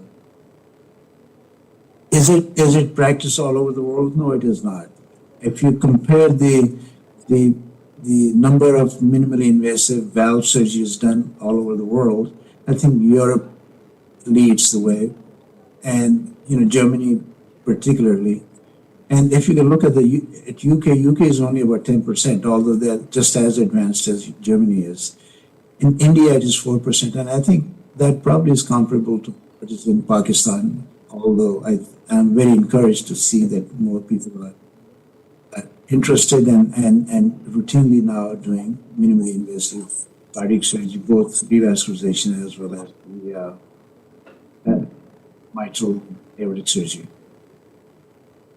Now, in England, they thought the impediments were because the public criticism of victim motives, suspicion about outcomes, lack of funding for necessary equipment, resistance to requests to train and form stable operating teams, lack of curriculum support for training junior surgeons, and skepticism about innovation. And I think that applies to Pakistan as well, because there's a lot of, I'm sure there's a lot of, one, in the public sector, there is really a lack of funding for necessary equipment, and probably also lack of curriculum for support to train junior surgeons. If you look at Vietnam has used to have just as high incidence of rheumatic mitral valve disease. Now they are doing about 50% of all mitral valves through minimally invasive approaches. In the US, where there is no actually dearth of resources, only 23% of all mitral valves are done minimally invasive. And I think Vietnam is comparable to us because the socioeconomic, especially the social aspects, the patients are more, especially females, are reluctant to get sternotomy, so they don't come to surgery. But if the choice is between non-sternotomy and sternotomy, I think they would choose to have non-sternotomy and come to surgery much earlier when it is more clinically appropriate. And some of these mitral valves, maybe 60% of them can be repaired. But of course, there is a persistent attitude in cardiac surgery societies and cardiac surgery community that the conventional sternotomy is the best approach because it is a slam dunk. You open the sternum, everything is right there, and you can get done in 2.5 hours instead of 4 hours. And I think over time your times go down anyway. But that's an investment in the future of your practice and of your procedures. So you can look at their minimally invasive mitral valve surgery mortality, 30-day mortality is only 0.7%. It is remarkable. In a country which was behind us, actually, they were liberated in 1975, and they were destroyed. Everything was destroyed in Vietnam. They had to rebuild, and this is the approach they have taken, and their mortalities are extremely low. And they think that the learning curve to overcome, to become proficient in minimally invasive mitral valve, you should really at least have to have 75 to 125 cases. And that makes you really a master surgeon. And approximately 60 cases for mitral valve replacement and 90 for the repair. The corollary to that is that in Europe, they feel that in Leipzig, especially when they started the program, they felt that the junior surgeons starting the minimally invasive mitral valve should at least have 40 open cases, sternotomy cases, before they start the minimally invasive. So this is what brings me to this article, which was actually a presentation at STS meeting in 2020. And this is a multi-center study. And they looked at whether the less invasive mitral valve surgery versus the conventional sternotomy if you look at the pathology, and there were like 97,000, I'm not going to bore you with this, there were about 97,000 cases in 4 years, and out of those, 41,000 were the eligible cohorts with were propensity score matched pairs. And as you see in the United States, the average busy mitral valve surgeon does about 40 plus cases. Now, if you look at the pathology and chance of having repair, if you look at the blue is the minimally invasive or less invasive, and this maroon is the conventional sternotomy, the chances of having a repair, whether it is overall or degenerative disease or even rheumatic, is slightly better, or ischemic. The chance of having a repair is much higher with minimally invasive approach than with sternotomy. And if you can look at this, the chance of having a repair was 51% when it was conventional approach versus 73%. And that's significant. And that involves all the things that you can do through sternotomy, meaning leaflet resections, annular decalcification, artificial cords, chordal transfer, edge-to-edge repair, all the techniques that you can employ doing through the traditional sternotomy, you can employ them through minimally invasive approach, and better chance to have repair done when you are going through the right thoracotomy.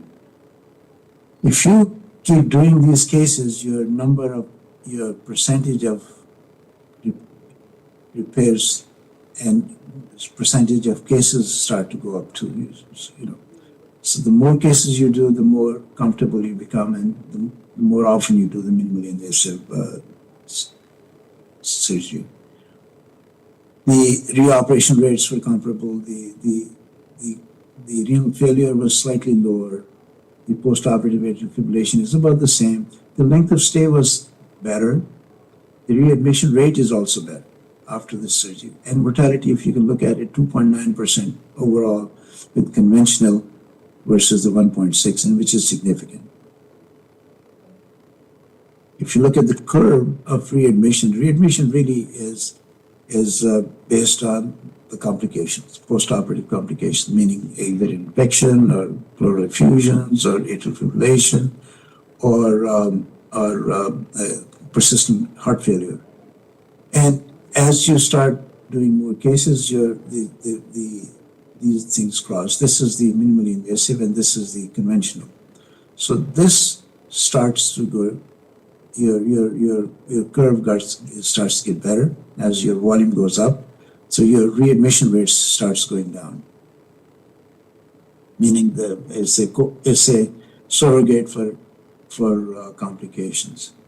Now, if you could look at the transfusion rates, it is 41% reduction in the blood transfusions, and that also translates into cost.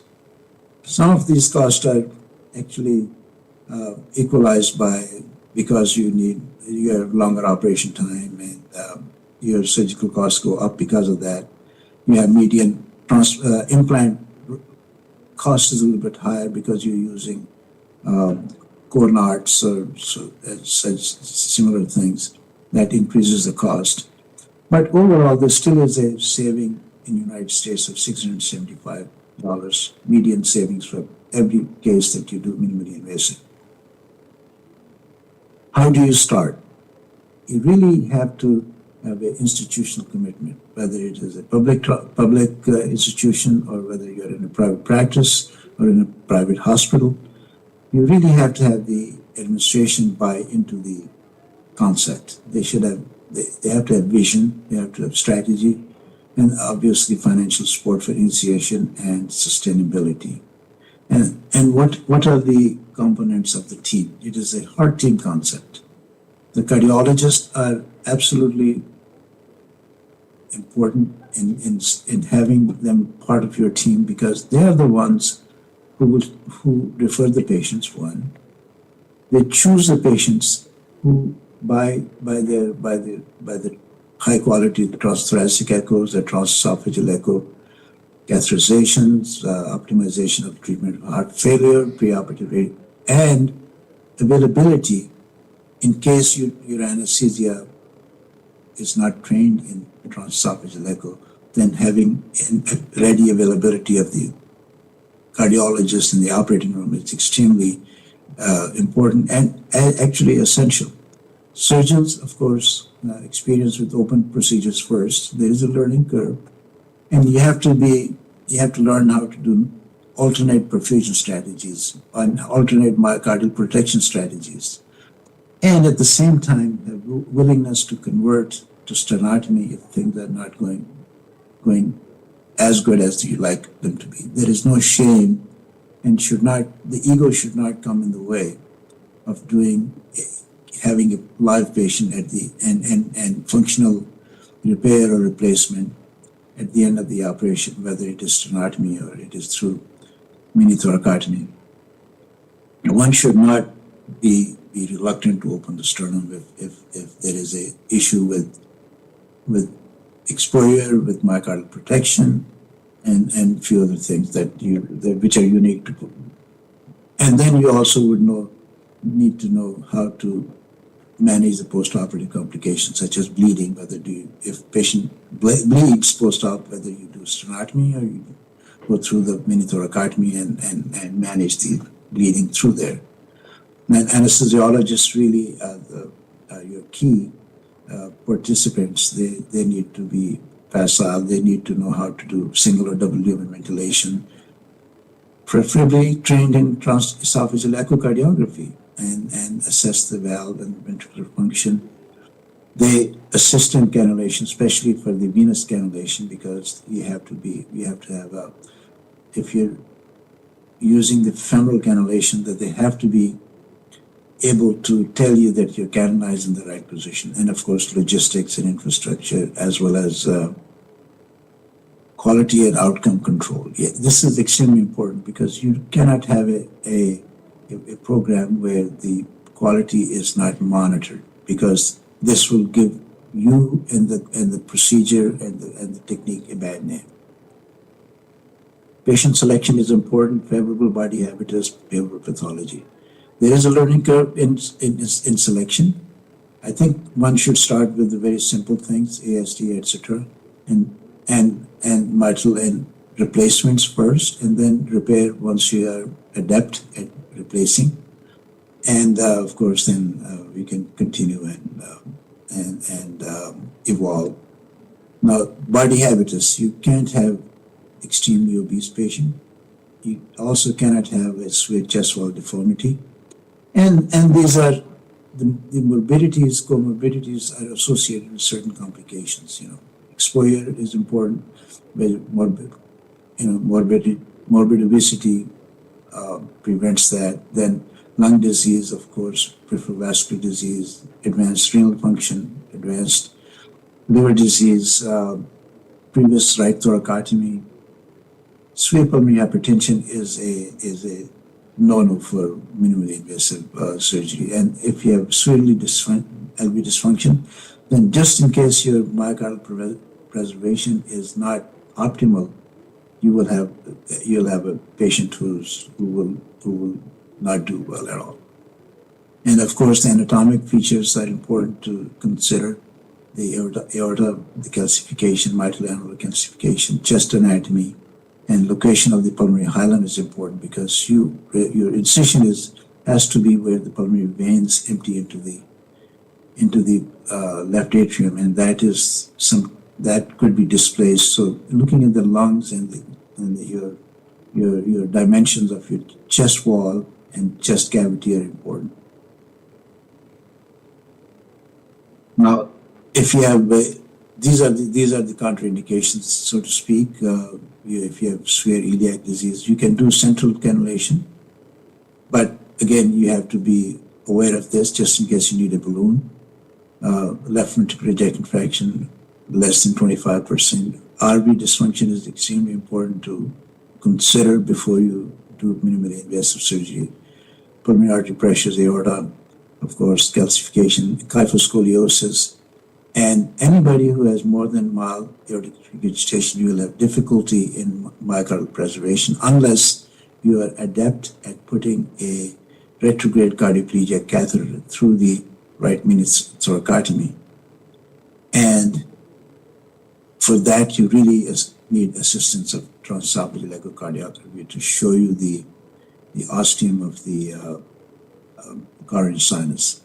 Kyphoscoliosis, of course. And then there's another caveat is that if on transesophageal echocardiography you have a very large coronary sinus, then you should suspect a persistent left superior vena cava. And if you have a persistent left superior vena cava, you should not do mini thoracotomy. You should do a sternotomy for drainage purposes. And all of us know the Carpati classification, and most of these are all amenable to minimally invasive approaches.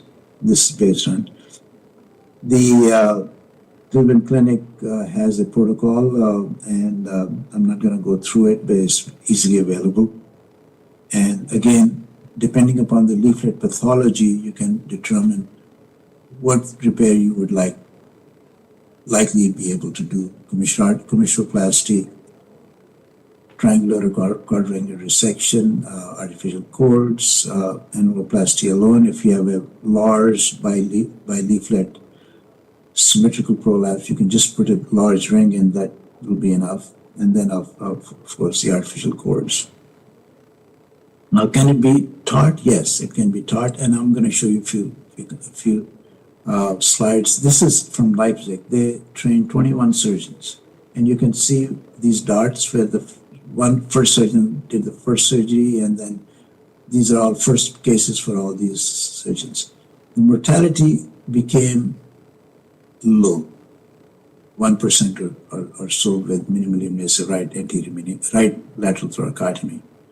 And again, if you did more than 5 cases or more than 4 cases a week, the mortality goes down, your chance of having failure goes down, and your chance of having mortality goes down. I'm going to show you this. If you take all the complications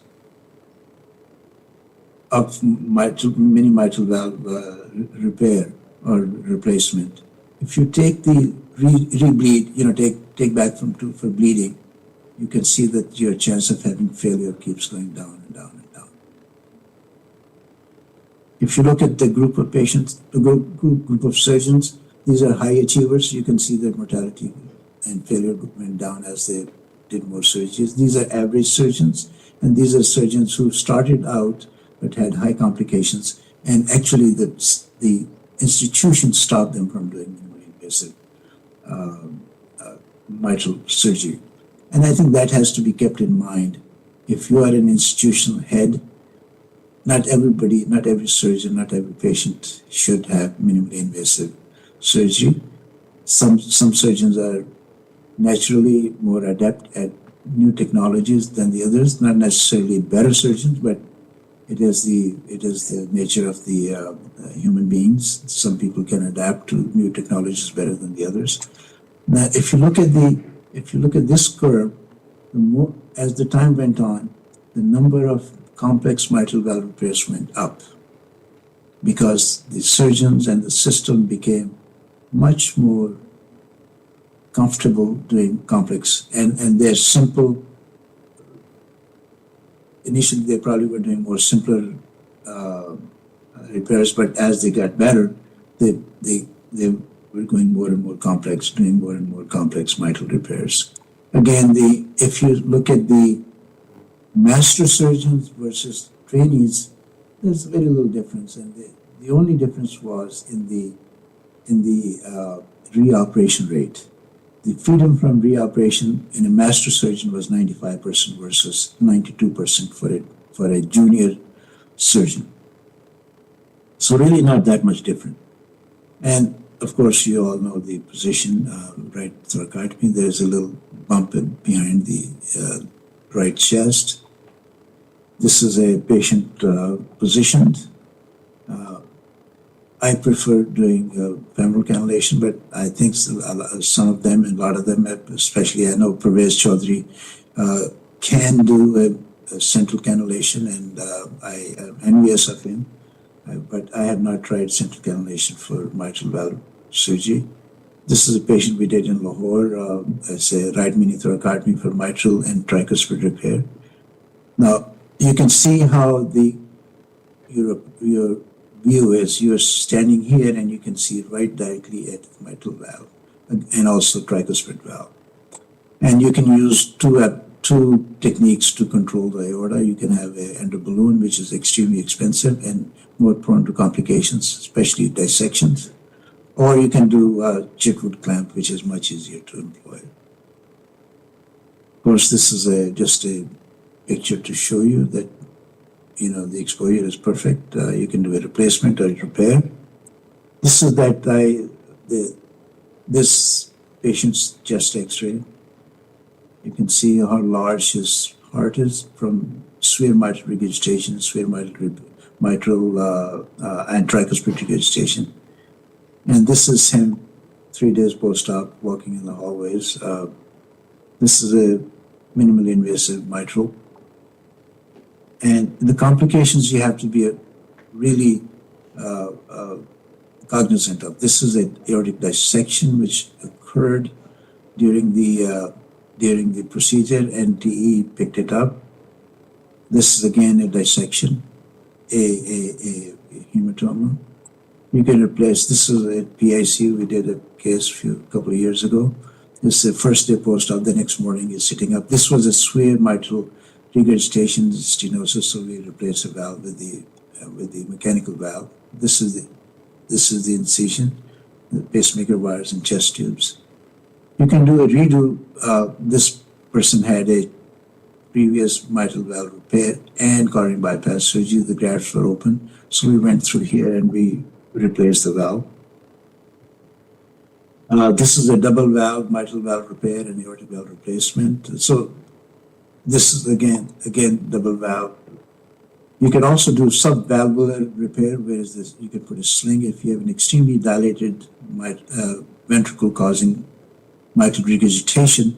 You can put a sling underneath around the pavilion muscles, and then repair the valve. And this is one case we did minimally invasive. You can see the valve is competent. This is bileaflet prolapse, and this is the patient post-op in PIC, 26 years old, and we did a right mini thoracotomy, and you know, this is what I'm talking about when I say the sociological aspects of what we do impacts the patients. And she can get married, and God willing, you know, she'll be fine. I wish I could show this echo, but oh, maybe I can.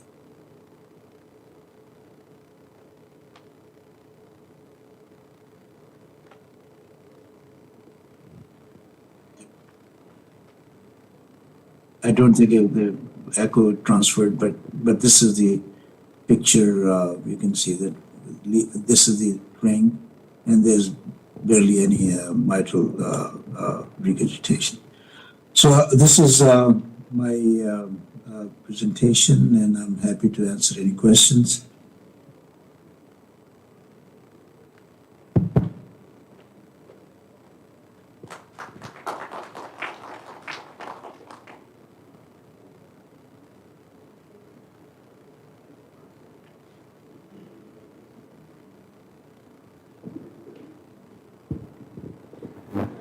Fayaz, it's Shakar here.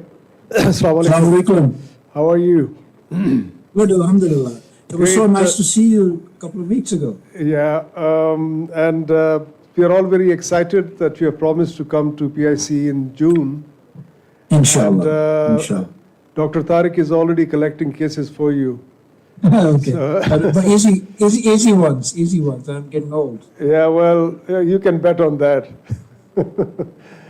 I just wanted to thank you for joining us at such a short notice. You know, I wasn't expecting that you'll be able to find the time, but you did. And, absolutely. I think just for the audience, my friendship with Fayaz goes a very long time back. I was working at Sheikh Zayed in mid-80s and then later part of 80s. And when I left, Fayaz came, and for a short period you worked at Sheikh Zayed after I left, isn't it? And, yes, I did. Yes. I must give him the credit of starting using Lima in Pakistan for the first time, routinely. I mean, I used it during that period as well, but that was very infrequent. And you came in and you made it a routine for everybody, made it a standard. And I think that's when the Lima implantation in Pakistan took off. So great contribution you have for the cardiac surgery in Pakistan, and everybody really appreciates it. And you've continued to support cardiac surgery and all the hospitals in Pakistan, for which we really thank you. And thank you for joining us. It's been a pleasure. I think we did the first MIDCAB in Lahore in 1997 at PIC. And I think in 1997, maybe 2000, we started doing minimally invasive valves in Lahore as well at Doctors Hospital. So my love for minimally invasive surgery for Pakistan is unbound.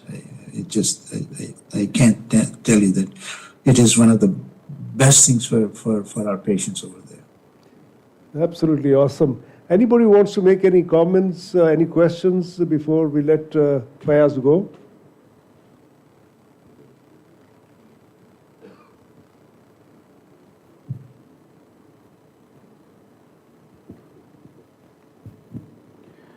Thank you, sir. Tariq here. Thank you for your presentation and your contributions over the years. And looking forward definitely to your visit to Peshawar, inshallah. And hope we continue on the same note, leaving from the presentation and then going straight away to the OR for some mini procedures. My pleasure, and thank you. I am grateful for the invitation and to talk to you all. And I'll be happy to do some aortic cases too when we come, inshallah. Inshallah. Thank you so much, sir. Assalamu alaikum.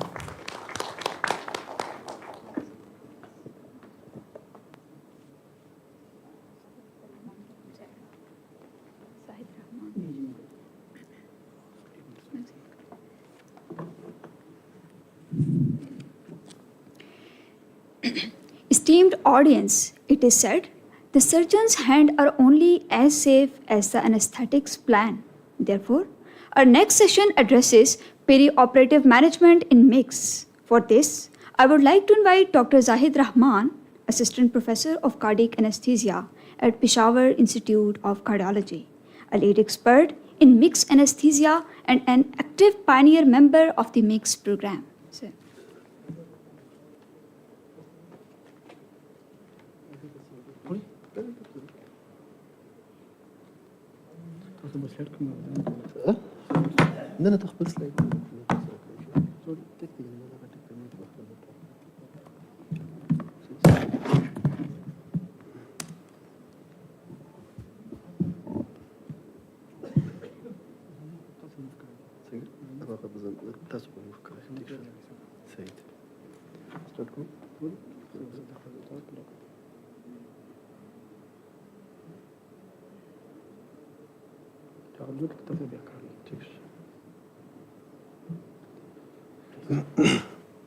Bismillahirrahmanirrahim.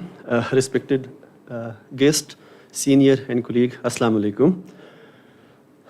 Thank you for giving me an opportunity to talk about anesthesia perspective of minimal invasive cardiac surgery here in our center and to share our experience with you people. Perioperative management in minimal invasive cardiac surgery. I'm Dr. Zahid Rahman, Assistant Professor in Cardiac Anesthesia. Here are the outline.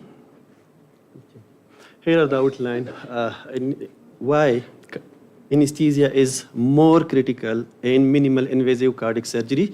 And here we will be discussing the differences between minimal invasive cardiac surgery versus conventional open heart surgery, and the challenges being practicing minimal invasive cardiac surgery anesthesia. We are facing that, and how we manage these challenges, and what are our perioperative protocol while performing minimal invasive cardiac surgery.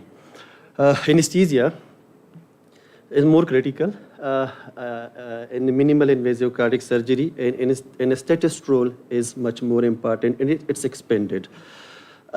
This in the form of TE navigation, because cardiac surgeon as a cardiac anesthetist, one should know echocardiography, TE navigation, even in conventional cardiac surgery.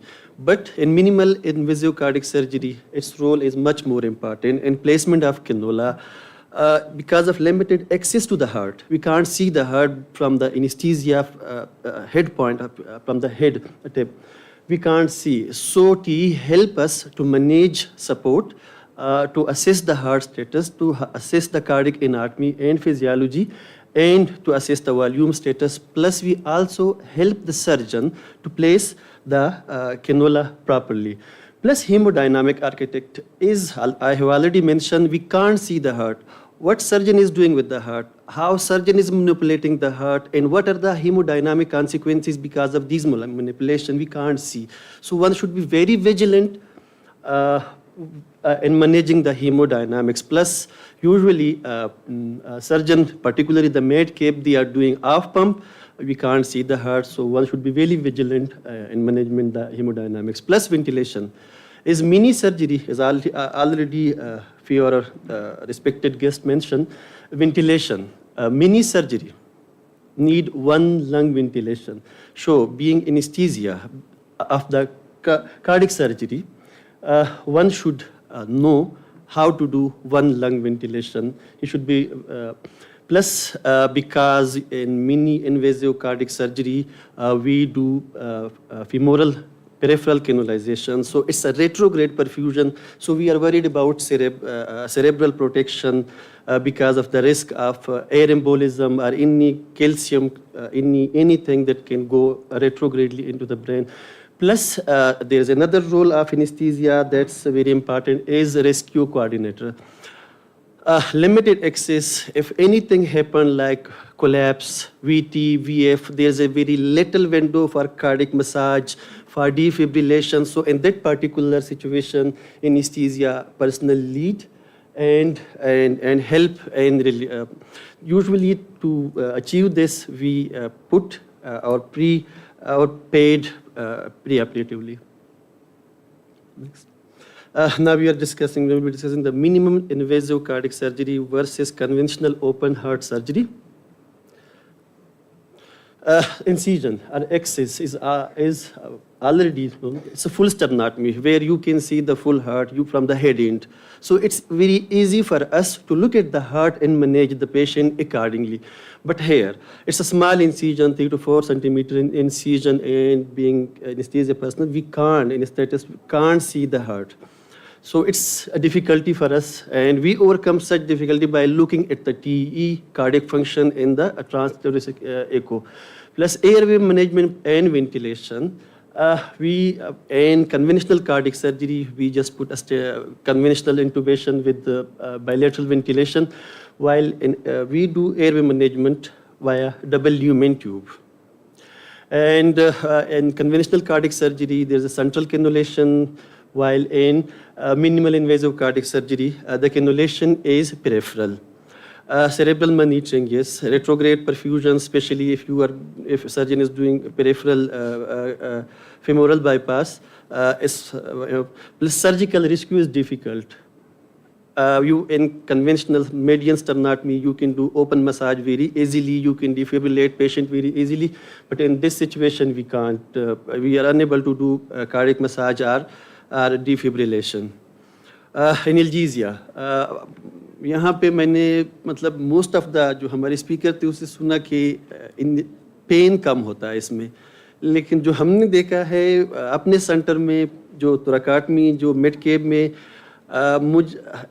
Pen इसमें ज़्यादा हमने किया, तो इस वजह से हमारी जो पेन की जो प्रैक्टिस थी वो हमने सारी MIDCAB के लिए पूरी पेन की प्रैक्टिस चेंज की, क्योंकि हमें लगा कि शायद इसमें thoracotomy में पेन ज़्यादा होता है, और we have seen that particular case के।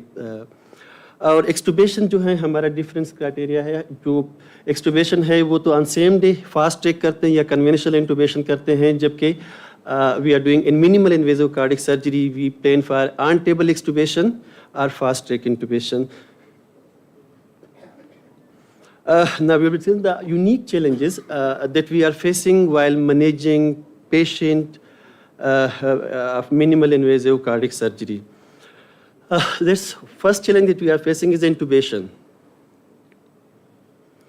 Right mini thoracotomy करते हैं, right mini thoracotomy, and to take lima, surgeon usually approach from the left side to take lima. For that reason, you have to switch off the left lung. And we pass double lumen tube, and we position. So position of the double lumen tube, confirmation of the double lumen tube is important. Plus, double lumen tube is also having its own implication. These are the cardiac implication plus respiratory implication. Cardiac respiratory, it's a long tube, difficult to pass, and correct placement is also very important to maintain ventilation. Plus, bigger the size, so there is a risk of CO2 retention while ventilating the patient with double lumen tube. So one has to increase the minute ventilation to compensate for that increase in the dead space. Plus, it is also having cardiac implication. When we switch the left side of the lung, there is a hypoxic pulmonary vasoconstriction, so there is a pressure on the right side of the heart. So weak heart can't tolerate that pressure, so we keep an eye constantly on the right side of the heart via TE while monitoring the pressure, plus looking at the CVP. If CVP is increasing, pressure decreasing, then we coordinate with the surgeon to let us blow the lung. What we are doing here, we usually pass left side double lumen tube with clinical confirmation and pre-position check, post-position check, and if there is any hypoxia, in case we are unable to maintain one lung ventilation, then we have its own one lung ventilation hypoxia protocol. And if still things get worse, then we discuss with the surgeon, and the surgeon allow us a bit to inflate the left lung. Second challenge is femoral cannulation, peripheral femoral cardiopulmonary bypass. Femoral cardiopulmonary bypass, femoral artery cannulation, yes, it's difficult to pass. It's lengthy cannula. It's also not hazard-free. There is a chance of limb ischemia, so we check for pulses. Usually not intraoperatively, but postoperatively, we are following our cases to check for the pulses, peripheral pulses, especially of the lower limb.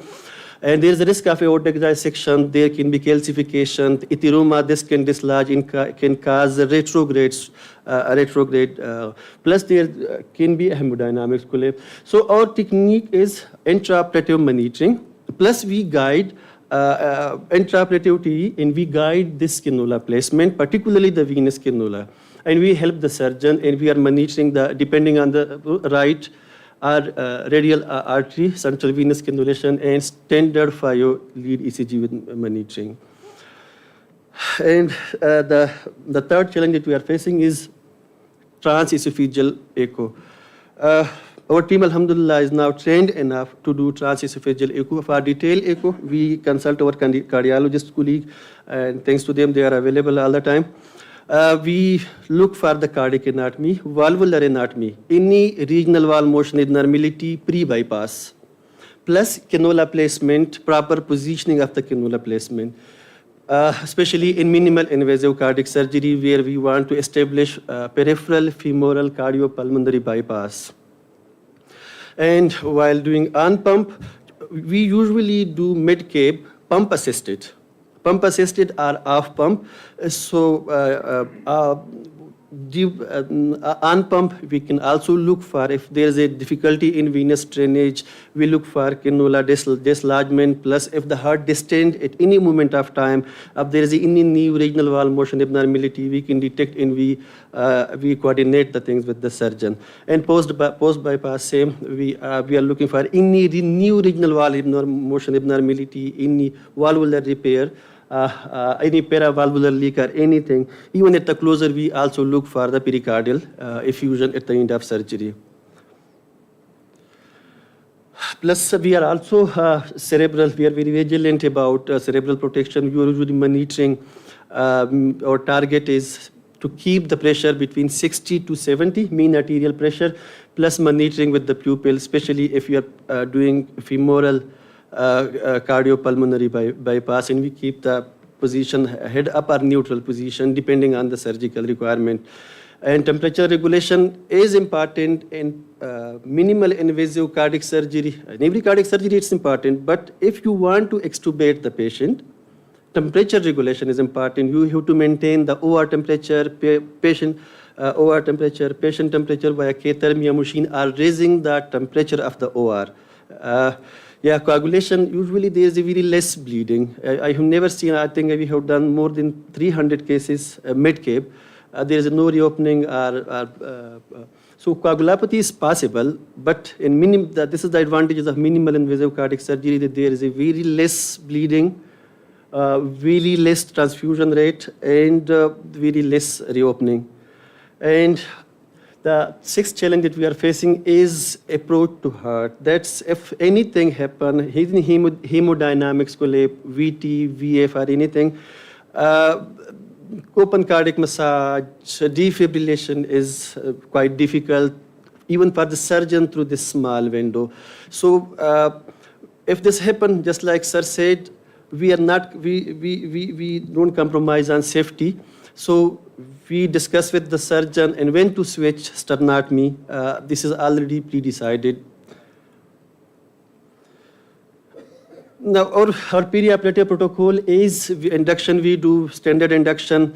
Yes, those patients which we want to extubate, we give shorter, we avoid opioid, or we give shorter acting opioid. Are those patients which we want to fast track? We want to fast track extubation, and we maintain one lung ventilation if required, and we also doing cardiopulmonary bypass while maintaining communication with perfusionist. Yeah, we have, just like I said, there's a very less pain, but we have experienced pain is much more than medial sternotomy. That's why we have revised our analgesia protocol. That includes systemic analgesia in the form of paracetamol, systemic opioid, plus NSAID. Plus, we are doing interventional pain management. Our gold standard is, which we used to do, is paravertebral block. We have dedicated block team for that particular mini-invasive cardiac surgery in our center. Include 2-3. Second option is serratus interior block. If because of any technical difficulty, we do block preoperatively before sleep, before patient on table. Erector spiny block is the third option. And because of very little expertise in block and failure sometime, now we request the surgeon to put the intrapleural catheter, epidural catheter. We put intrapleural epidural catheter, and we give ropicaine infusion for the first 24 to 48 hours to reduce the pain. And alhamdulillah, we have achieved a good pain control now.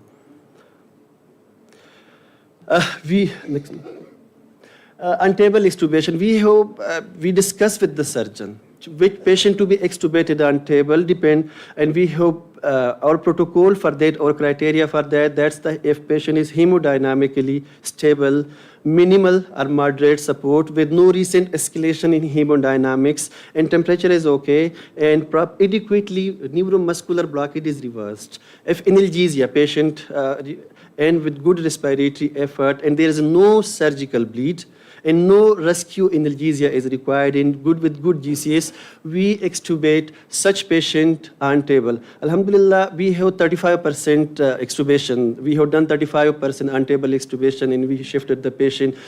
We are trying, being the part of anesthesia department, being the part of,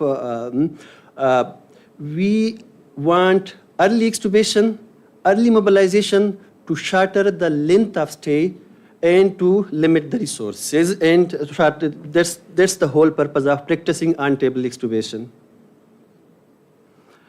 These are the few images that we are doing via left side double lumen tube. And that's we are doing block. Yeah, we are doing preparation for a pre-induction paravertebral block, preparation for pre-induction, and insertion of double lumen tube to ensure one lung ventilation. Next, please. Next.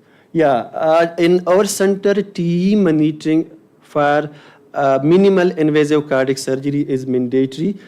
Alhamdulillah, our team is now trained enough that they can do at least eyeballing for detail. For detail, we asked our cardiologist colleague to come, and this is the view from the anesthesia head anesthesia point. We cannot see the heart. What the surgeon is doing with the heart, he's applying, he's manipulating the heart, he's lifting the heart. We can't see anything. So maintaining hemodynamics in such situation is challenging. Sir. And T, next please.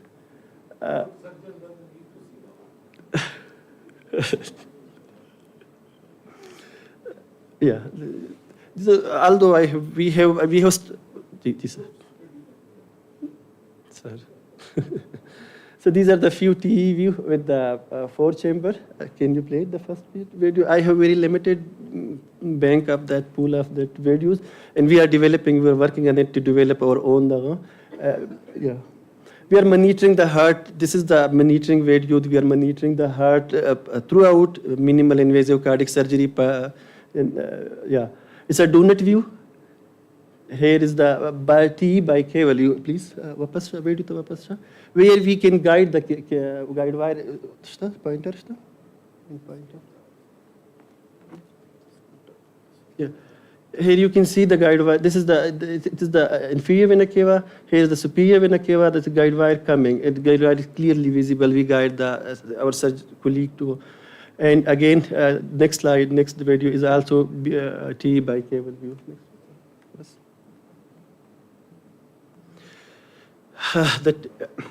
The key message for particularly for anesthesia colleague, anesthesia and minimal invasive cardiac surgery is constitutive, not supportive. Every step of procedure depends on expert anesthetic input. Routine fiber optic use, it should be used while practicing inserting double lumen tube. The double lumen tube placement by auscultation demand meticulous technique and clear intraoperative check protocol with the surgeon. TE carries extra weight at our center, providing continuous cardiac, cannula, and de-airing surveillance. Mean arterial pressure above 60 and cardiopulmonary bypass is our primary cerebral protection strategy that must be actively maintained and documented throughout the bypass. We have our own analgesia ladder. One can develop their own depending on the resources. Rescue and minimal invasive cardiac surgery is anesthesia lead. The team must be drilled, paid, pre-placed, sternotomy, conversion, decided, and rehearsed preoperatively. Thank you.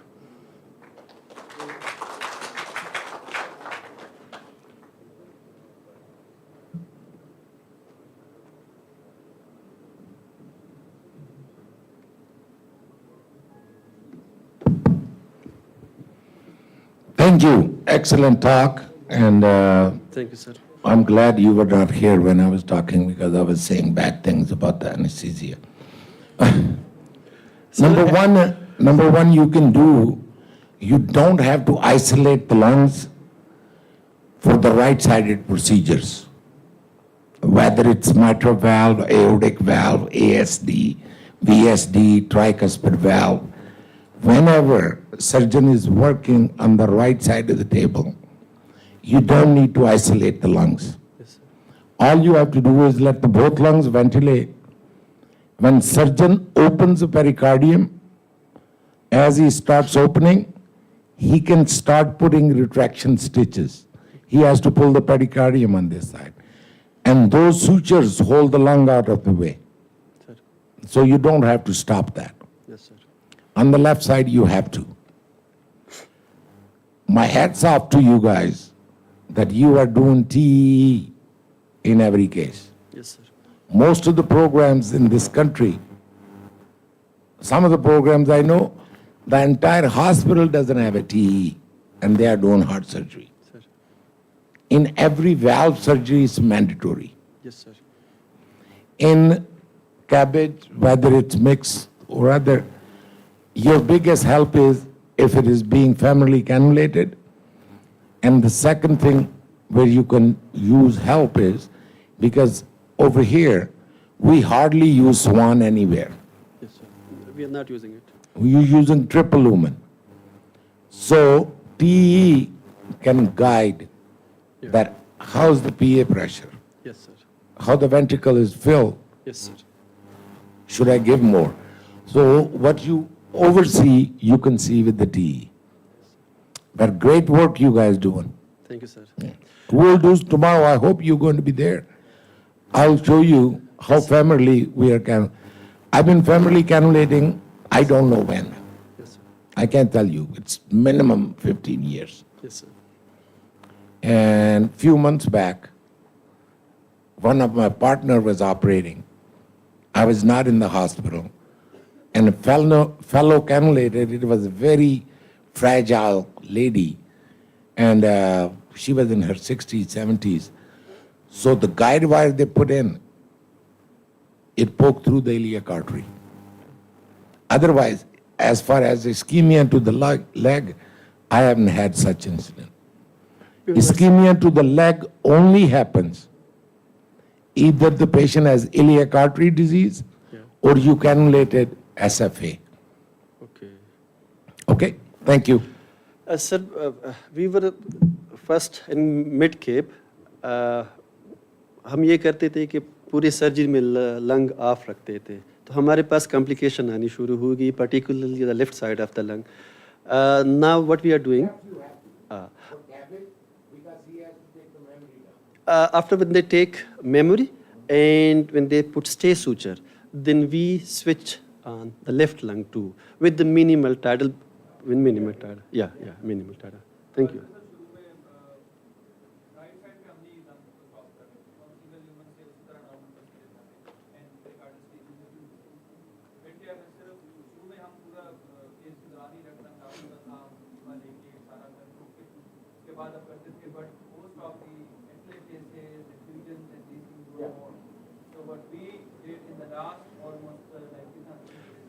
इस रमज़ान से हमने we have changed our practices.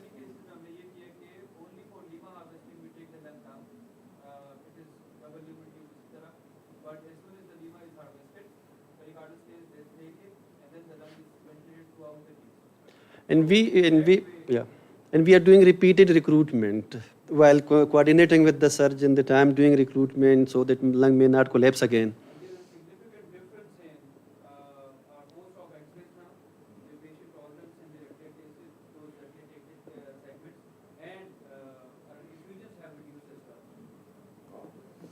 Tariq, the easier way, Zahid, you also hear it out, is just to go on hand ventilation, gentle hand ventilation. You don't stop ventilating or you don't collapse the lung totally.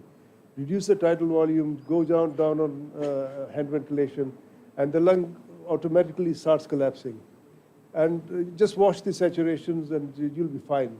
Because people get very scared that, if the tidal volume requirement is say 300 and you bring it down to 200 or couple of hundred, it doesn't really make any difference at all to the oxygenation.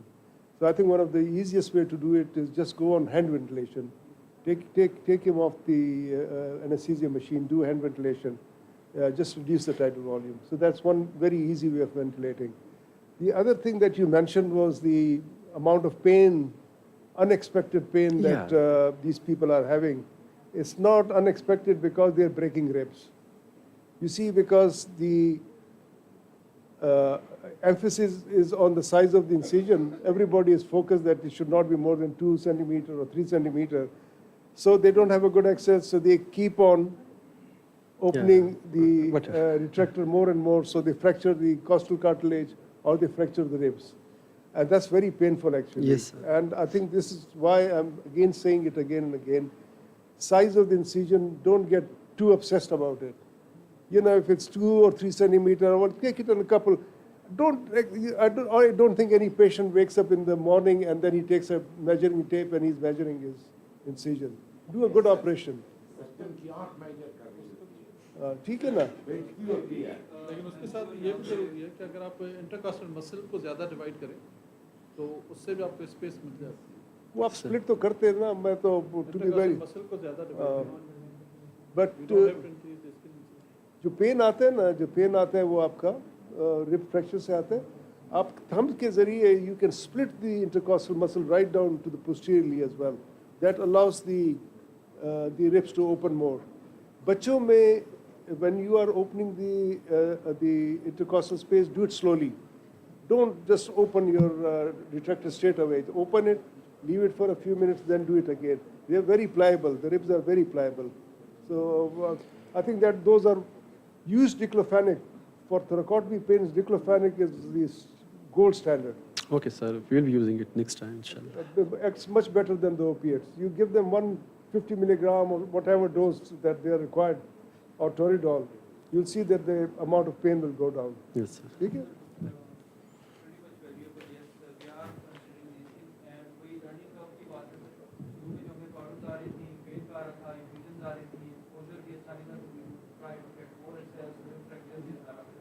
The last probably 40, 50 cases now, both Babler and cabbage, all these things we were having in the last 2 years almost.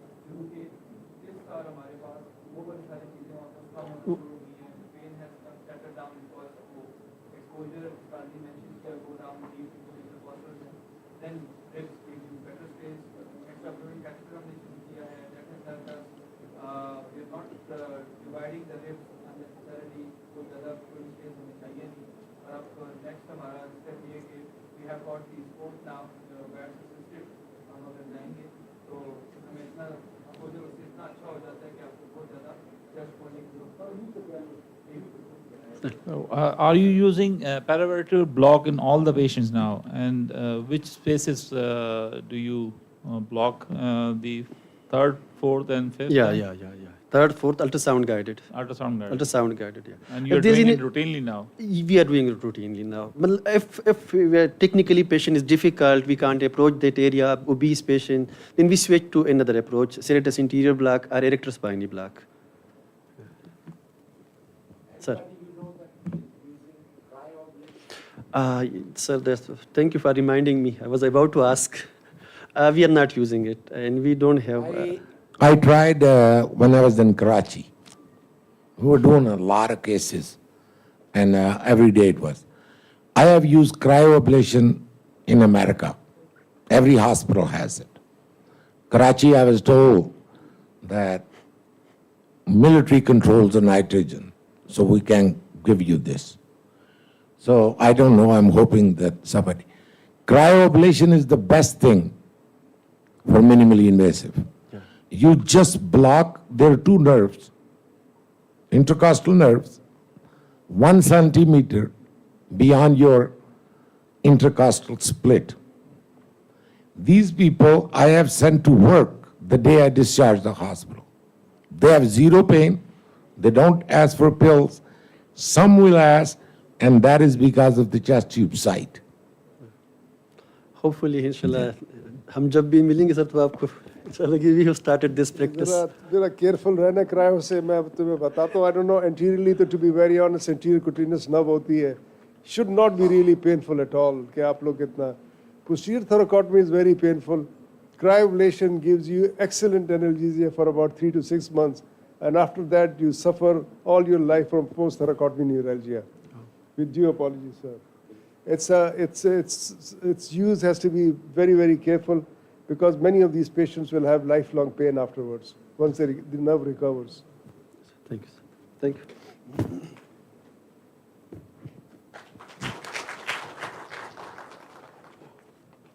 Thank you, sir.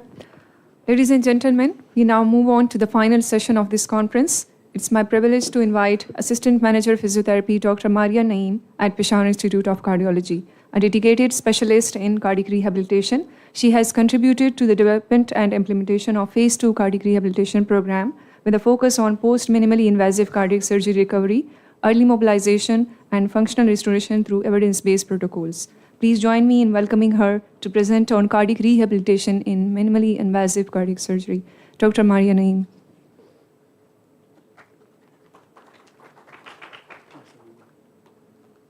Thank you, Dr. Arshia. Bismillahirrahmanirrahim. Assalamu alaikum, everyone. I am Dr. Maria Naeem.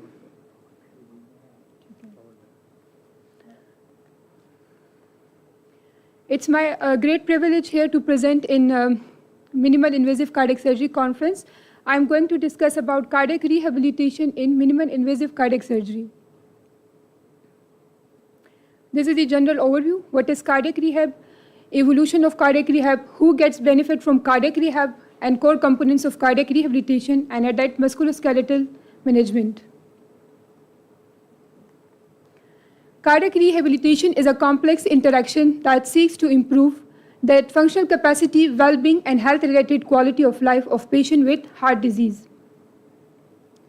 The core components of cardiac rehabilitation include the patient assessment, nutrition counseling, weight management, blood pressure management, lipid management, diabetes management, tobacco cessation, psychological, physical activity, and exercise training. Basically, who will deliver all these components? The team to deliver these components are cardiologists, community cardiologists, physician, nurse specialist, physiotherapist, dietitian, psychologist, exercise specialist, occupational therapist, and clerical administrative staff. Basically, it is a teamwork always. These all are the people who gets benefit from the cardiac rehabilitation. Either it is a stable heart failure patient, it's a coronary angioplasty patient, a heart surgical patient, a heart attack, an ICD preferred patient, and a stable heart failure. This image is showing the traditional cardiac rehabilitation evolution from the 1950s to till now. Being a physiotherapist, our role is to assessment and exercise prescription of the patients, continuous vital monitoring throughout the session, whether it is in ICU, ward, HDU, or in OPD or physiotherapy department. The patient and attendant education, motivation, and adherence support. There are different phases of cardiac rehabilitation, which basically and mainly includes phase 1 to phase 4. We basically deal here phase 1 in our inpatient and phase 2 in our outpatient department. Phase 1 includes the hospitalization phase initiated early in the ICU and later on progress into the ward. Phase 2 include outpatient. When the patient discharged and goes to home, they come back soon after their discharge, and they have to attain the total 36 sessions or minimal 12 sessions. They have the phase 2 program for 3 weeks. Phase 3 and phase 4 include the aim of phase 3 and 4 is to maintain and establish lifestyle changes under minimal professional supervision with the target of stabilization of patient's health. We plan the patient exercise plan according to the FIT protocol, which is based on ACSM's protocol. The frequency refers to how often physical active and is usually measured in how many days per week the patient will be doing the exercise. Intensity describes how hard your body is working during physical activity, and it is often described as light, moderate, or vigorous activity. The time measures how long you spend being physically active during your daily routine. Either it is 40 minutes or 60 minutes. The type describes what kind of activity you choose, such as walking, gardening, hiking, biking, weight training, either these activities in home or the cycle or treadmill activities at hospital. Surgical consideration in minimal invasive cardiac surgery. Incision involves pectoralis muscle, risk of left lung decompensation, post-operative pain and muscle gardening, and impact on upper limb mobility. We do for the pectoralis muscle involvement that incision leads to pain and tightness, which restricts chest expansion, affects upper limb movement, and requires targeted physiotherapy. The management is stretching techniques, myofascial release, which include icing, drainage technique, and postural correction, later on in phase 2 and phase 3 education. For management of lungs, we provide deep breathing exercises. We teach the patient how to perform the deep breathing exercises, incentive spirometry, segmental expansion, early mobilization to prevent atelectasis, percussions in vibration, airway clearance techniques, monitoring oxygen saturation, gradual progression of activity later in wards and in OPDs. The upper limb movement limitation causes the reduced shoulder range of motions, pain and stiffness due to incision, pain with abduction and flexion activities, and protective posture of the patient. We will rehabilitate this in providing active range of motion and light resistance exercise to the patients, strengthening and functional training in phase 2 rehabilitation, and focus on symmetry and posture, that is also in phase 2 rehabilitation when the patient comes to OPD after being discharged from the hospital. Thank you.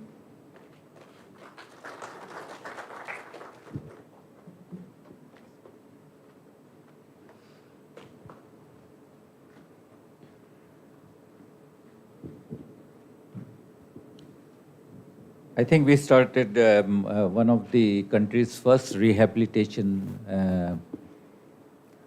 plan for our cardiac surgery patient in Aga Khan and published paper on that in 2012 and another paper. In the first phase and second phase, we gave them some education, but in the second and third phase, we gave them a talk on how to live a healthy life, not only just to patients, but also to their families. And we did that for all the valve and coronary graft patients, just not for minimally invasive. Do you adopt the same program, and do you have a teaching session for the family to make them understand? And this is usually done with the help of a cardiologist, a nutritionist, and the physiotherapy department. Yes, sir, that is what we discussed, multidisciplinary team approach. We are planning to start that as well, but we are currently involving the patient and patient attendant education. That is involved, and after on discharge day, we bring the patient to the physiotherapy department so that they can see the equipment, the department, the modalities, and they can consult the sessions. Yeah. Initially, we had a brochure printed, and we used to hand those over to them. Now we have a QR code, so they can just take the QR code with them, and they can download brochures in Urdu and English. Yes, That's sir. very helpful. We do provide brochures as well. Yes, sir.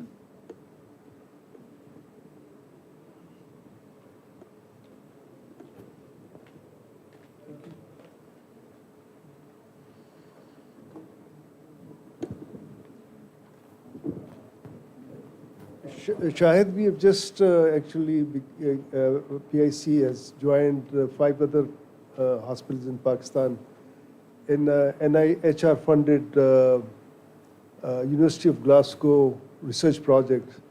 And this is a community outreach project for phase 4 cardiac rehab. And actually, for the work package 3, I'm the country lead for that. And that will start getting implemented from 2027. The pilot project is starting in July. Already we have a steering committee here, and we have started dry runs, so we have picked up 10 patients. And the project actually is not only for cardiac rehab, for patients who have had ischemic heart disease, myocardial infarctions, heart failures, and the post-heart failures. So the inclusion criteria actually is for those patients who have psychological problems, depression or anxiety, along with cardiac issues. So that's the inclusion criteria. And I think the total number that we'll be looking at is about 300 patients. Is it 300 patients? I'm not forgetting now. Yes, PIC is part of that, actually, this project.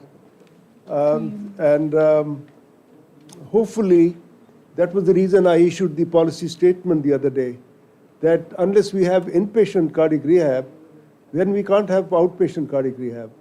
And many hospitals in Pakistan don't have good quality cardiac rehab, inpatient cardiac rehab. The cardiology people have already adopted this. It's part of their curriculum in FCPS. So Shahid, I think we need to make this part of curriculum for cardiac surgery residents as well. They are doing too much rotation now. And this is what exactly we want to do for surgical residents. Very good idea. So in part 1 is the in-house during the admission. In part 2, what we do that we offer them 6 weeks rehabilitation and 3 sessions a week, because they can come daily if they like, but we find that most of the patients come or prefer to come thrice a week. So that goes on for 6 weeks. After that, we have the advantage that we have a sports center attached with the hospital. And we can offer them part 3 there. In the phase 2 or part 2 rehabilitation, and there we deliver them all the lectures about nutrition and other things. Recently, as you may have heard, that there is a clinical care practice certification by JCIA, which our cabbage program got in AKU. And that's the first time a Pakistan hospital has got this certification. And they carefully looked at these practices. Part 3, you can offer either in a club which is close to their home, and you can have a group of, for example, there are clubs which offer just circuit for jogging or for walking every day. So in Karachi, people feel safe to go to one of the clubs and they charge a little amount. So you can enter into those sort of agreement with the local clubs in various cities.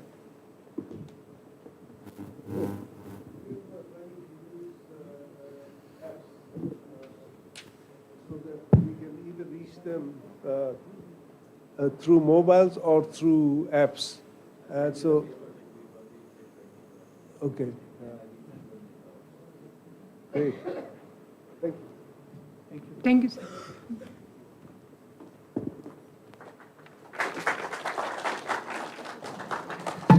Thank you, everyone, and thank you to the participants and all the attendees here for being still with us. I hope we had a good day of discussions and exchange of views and expertise, and some of these will be practically demonstrated tomorrow in the OR, inshallah. With this, we come to the end of the session, and we'll have some brief distribution of certificates and shields amongst the speakers and panelists, and then a brief closure remarks from our dean, Professor Shakar, and then that will be followed by the society meeting here, and I would request the faculty and members of the PICVTS to stay back for the meeting. Those meeting minutes will be taken, and there are certain things to be discussed, and then we go on from there to our dinner. I would request on stage to distribute these awards. Professor Shakar, sir, if you can come on stage. Dr. Sami, if you can join us on stage. Dr. Hasnath, please, if you can stay, just come over. Ali, you can give him, sir.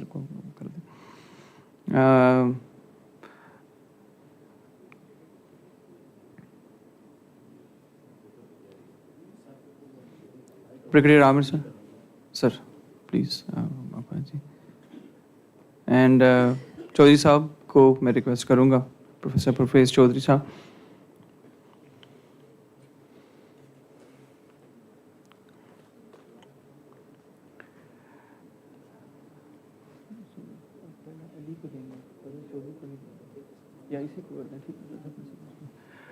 And to start off, I would request Professor Parvez Chaudhary to collect his award as the first award. So you're already there, so let's start off from there.